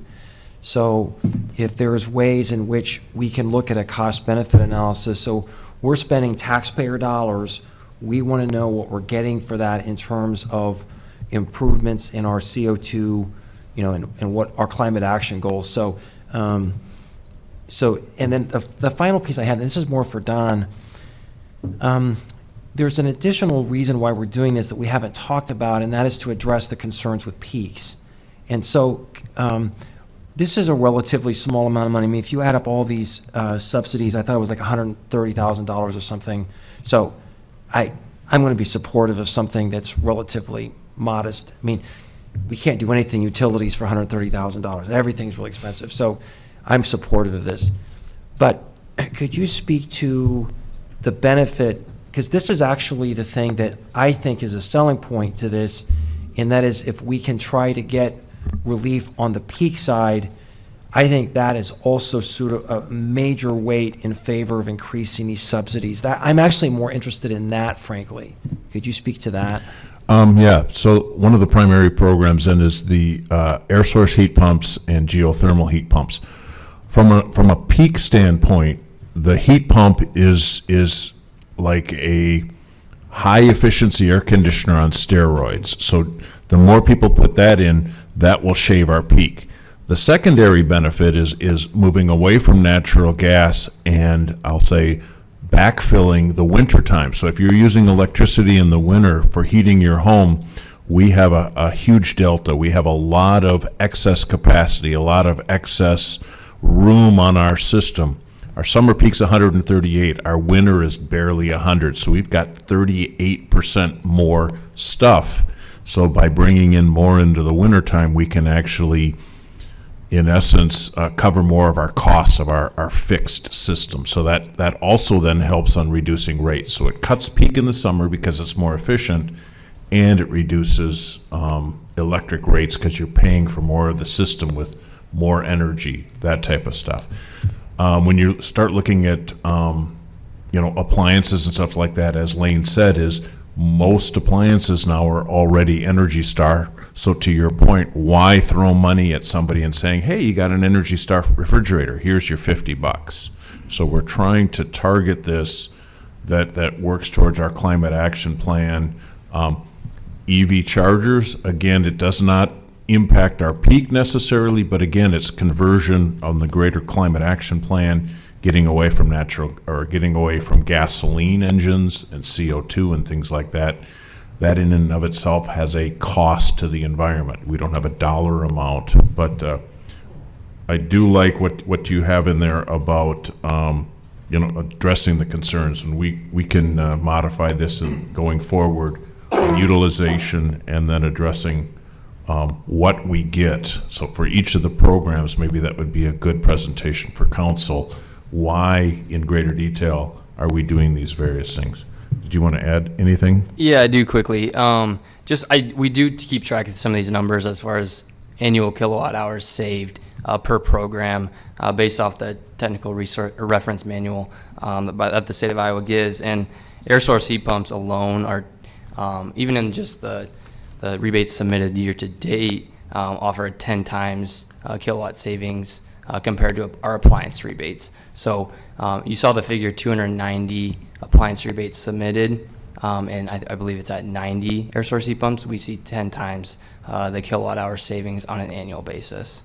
And so I just think this is a really hard thing for council to wrap our brain around. How do we right size the subsidy? And I think that when you make the case both from the peak savings as well as the climate action, I really think that helps. And I also want to thank URAP for their work in reviewing this as well, but I'm supportive of this. Any other questions?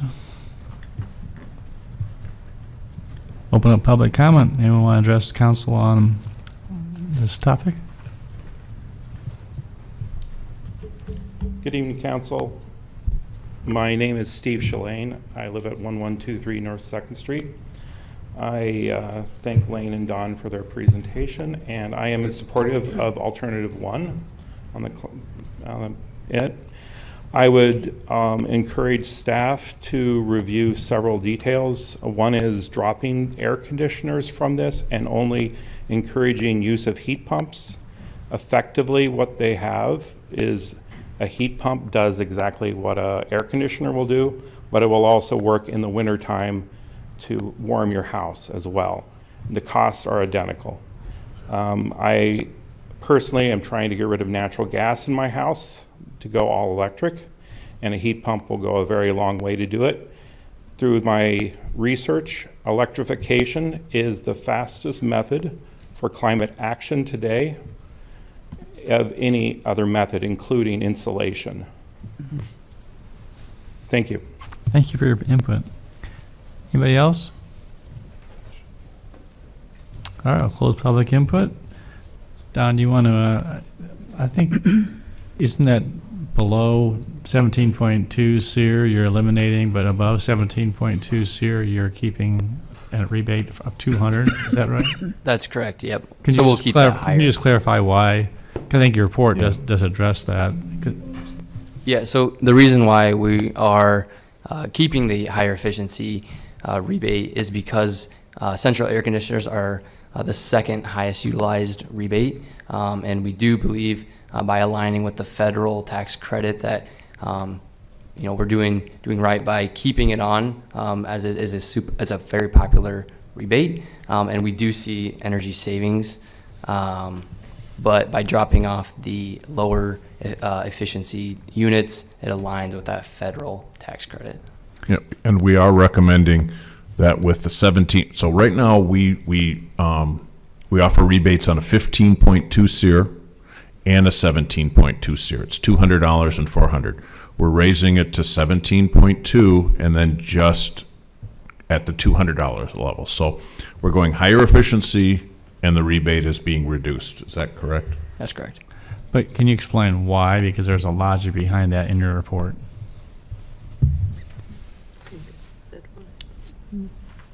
So the reason why is at the federal level, the tax credit was dropped off below 17 because they're no longer considered efficient for that federal tax credit. And it's my understanding that the equipment continues to get more and more efficient, and so the point is that what today is 17.2 might have been 15.2 a number of years ago. Is that accurate? That is definitely correct. Yeah, so the point is you still want to incentivize, you want to just keep pushing the envelope, is that right? And you're following, like you said, the federal tax guidelines. That is correct. Yep. Yeah, and that was my takeaway from what you said in the report too, so. Actually, to quote, 15.2 to 17.1 is no longer considered above standard efficiency is what you, well said in the report. That's not me, that's you. Okay. All right.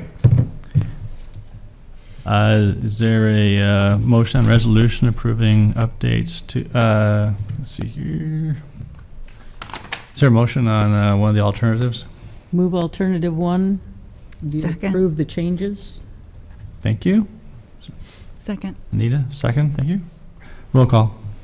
B.D. Hanson. Aye. Rollins. Aye. Garten. Aye. Junk. Aye. Betcher. Aye. Thank you, Lane. Thank Thank you, you. Don. Appreciate your time. All right, move on to item number 39, Homewood Golf Course 9 Crossing Improvement Project. Is there any questions for staff on this item? It's nice to see so many bids. Yep. Declare the public hearing on the Homewood Golf Course Hole 9 Crossing Improvement Project to be open. Is there anyone who wants to address council on this topic tonight? Seeing and hearing none, declare the public hearing to be closed. Entertain a motion to approve accepting reported bids. Move alternative 1. Second. Roll call. Rollins. Aye. Garten. Aye. Junk. Aye. Betcher. Aye. B.D. Hanson. Aye. Next item, public hearing on the load center placement at the power plant. Declare the public hearing on this item to be open. Is there anyone who wants to address council on this topic tonight? Seeing that no one, we'll declare the public hearing to be closed. Entertain a motion rejecting bids and directing staff to modify the project. So moved. Second. Those in favor of the motion, please say aye. Aye. Aye. Any opposed? Motion carried. Mayor, on item 39, I think maybe you just moved Part A. No, I actually, Tim moved alternative number 1, which included both Oh, good. accepting the reported bids and Okay. the contract. So Okay, great, thank he you. was being more efficient than I was. So, Okay, sounds good. all right, item number 41, declare a public hearing on rezoning property at 2200 to 400 Freeld Drive from General Industrial GI to Government Airport District SGA to be open. Is there anyone who wants to address council on this topic? Declare a public hearing to be closed. Entertain a motion, or on the first reading of the ordinance. Move on first. Second. Thank you. Roll call. Garten. Aye. Junk. Aye. Betcher. Aye. B.D. Hanson. Aye. Rollins. Aye. Thank you. Item 42, this is regarding the hearing on lease of city property located at E731 Billy Sunday Road, now known as Lot 3 of Billy Sunday subdivision, to Lamar Advertising Company. Is there a motion to continue the public hearing to November 25th, 2025? So moved. Second. Thank you. Those in favor of the motion, please say aye. Aye. Aye. Any opposed? Motion carried. declare a public hearing to transfer vacated alley located at 325 Ash Avenue to Alpha Iota Association of Phi Gamma Delta to be open. Is there anyone who wants to address council on this item? Seeing and hearing none, declare public hearing to be closed. Entertain motion on resolution approving vacating alley for no additional consideration by quit claim deed. So moved. Second. Thank you. Roll call.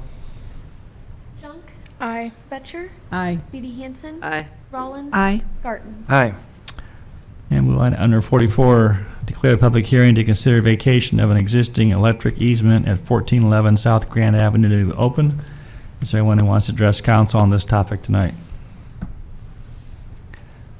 Seeing and hearing none, declare a public hearing to be closed. Entertain motion approving vacation electric easement at 1411 South Grand Avenue. So moved. Second. Roll call. Take your choice. We'll let Carly arbitrate that one. Betcher. Aye. Beatty Hansen. Aye. Rollins. Aye. Garten. Aye. Aye. All right, moving on to item number 45, entertain motion on second reading of zoning text amendment to amend material standards for off-street parking areas and driveways for agricultural equipment in the Research Park Innovation District. Move on second. Second. Thank you. Roll call. Beatty Hansen. Aye. Rollins. Aye. Garten. Aye. Junk. Aye. Betcher. Aye. All right, moving on to disposition of communications to council. There are 7 different items. The first is from Brent Dunn requesting some consideration on parking regulations on Ross Road.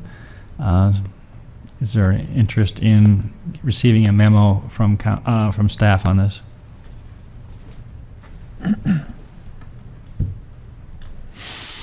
I would move we get a memo. Yeah, or otherwise, if there's not interest, we can go ahead and just say not interested at this point. Rachel, this is the one you had forwarded to us? Yes. Did you want a memo or? Yeah, I think we've received a couple of emails about this one, so I would move we get a memo. Second. Moved and seconded. Those in favor of the motion say aye. Aye. Any opposed? Motion carried. Item number 2 is a request to gift holiday lights to the city of Ames from Travis Tolliver. We'll entertain a motion to place this on next week's agenda. So moved. Second. Those in favor of the motion, please say aye. Aye. Any opposed? Motion carried. There is a memo from Brian Phillips, Assistant City Manager, City of Ames. Request to rename Center Avenue to Chantlin Avenue. Is there an interest of placing that on a future agenda? So moved. Second. Those in favor of the motion, please say aye. Aye. Any opposed? Carried. Next is a request from Chuck Winkleblack regarding Southeast 3rd Street paving improvements. Is there a motion to place this on the agenda for next week, November 25th? So moved. Second. Those in favor of the motion, please say aye. Aye. Any opposed? Carried. 5th is a request from Luke Jensen, RES Group, request for an amendment to the Ames Comprehensive Plan. Is there an interest in receiving a memo from staff? This is to relocate the comp plan, the commercial node from the center portion up to the northwest corner. I would move we get a memo. Thank you. Is there a second? Those in favor of the motion, please say aye. Aye. Opposed? Carried. Next is a request from Dan Culhane from REA regarding an economic development opportunity. Is there interest in a memo from staff? So moved. Second. Those in favor say aye. Aye. Any opposed? Motion carried. And last is a very, lengthy response from Justin Clausen regarding Hoover Avenue and Adams Street stormwater management. Options include placing on a future agenda or taking no action. You referred this memo to us, and this is a response.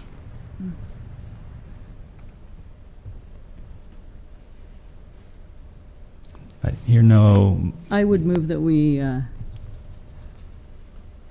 ensure that the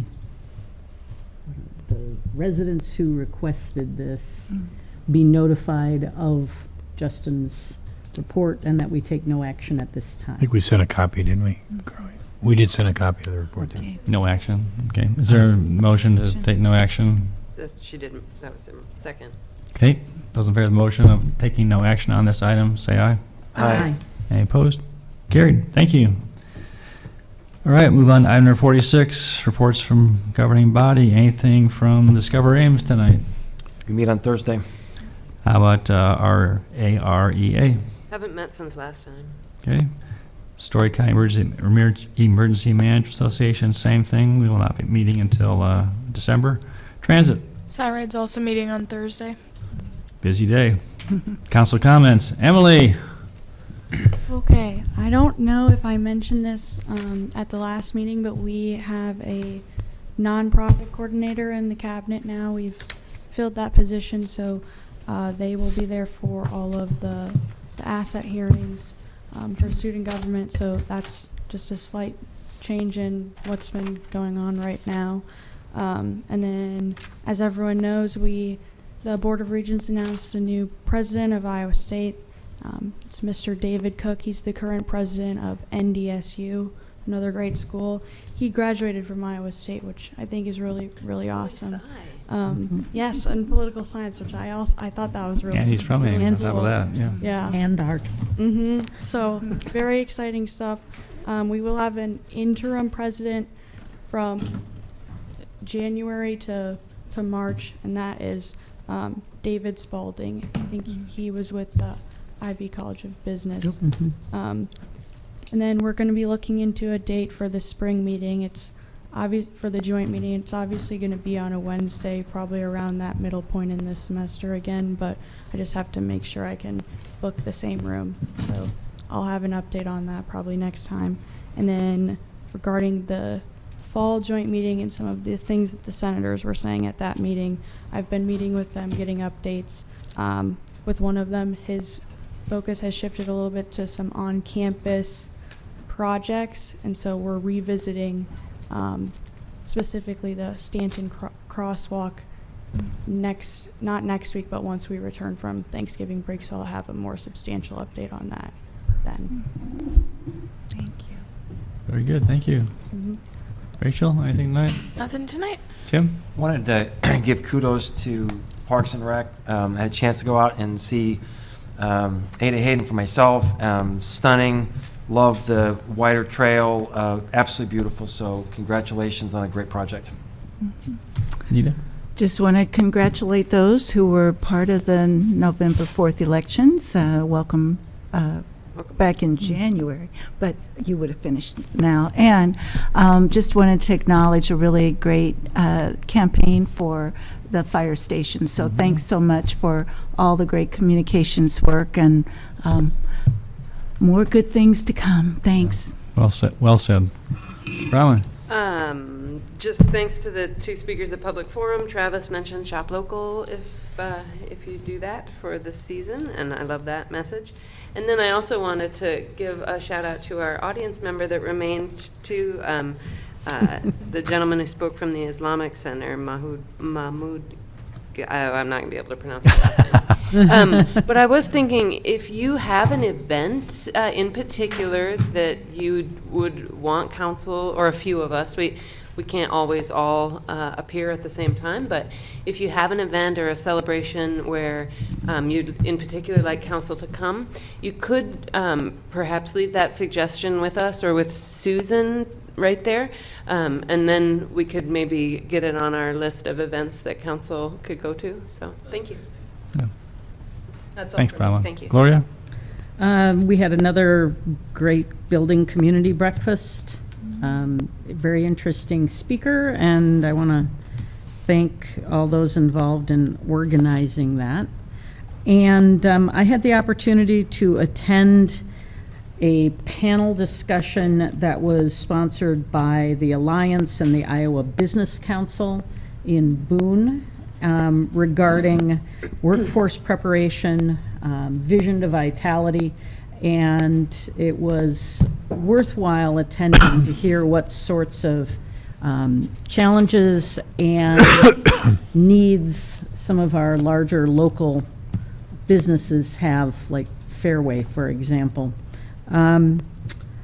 Also, with regard to the fire station, the Board of Regents has approved the contract for the lease of the land. And so that's another important step toward getting the fire station off Welch Avenue. I had a couple of things. One is I just want to thank staff for, they have agreed, we're going to have a presentation tomorrow night to invite all the mayors from Story County to come to talk about the R3C and discuss recycling and implications of that. And so we're really trying to be proactive with the partners that are part of our 28E agreement. I believe Justin and Brian and Steve are all attending. I'm going to go over also, but the whole idea is to try and do a good job of communicating. And a few weeks ago, I had the privilege of making comments to a ISU group for a health palooza competition, and there were 2 winners for second place, and I was so taken and impressed with what they did. They're going to be presenting to Parks and Recreation Commission on Thursday, and if the commission members support potentially trying to move those forward, and there basically is how do you improve community fitness in different ways, and they had some very innovative ideas. One's an app, and one's an Ames trail passport, which is really a very cool idea and very simple to implement. And if Parks and Recreation Commission is supportive and staff takes it to the next level, we'll probably bring them and let them present to council. But it's just really exciting to see how the students are adopting and trying to help us as a community. And so it will be and it's interesting, they have 10 minutes to present, or 5 minutes to present, 5 minutes for questions, and they're being cut off because they have a very tight agenda, but it's good practice. So anyway, with that, entertain a motion to adjourn. Move we adjourn. Second. Those in favor say aye. Aye. We are adjourned. Thank you. Thank you.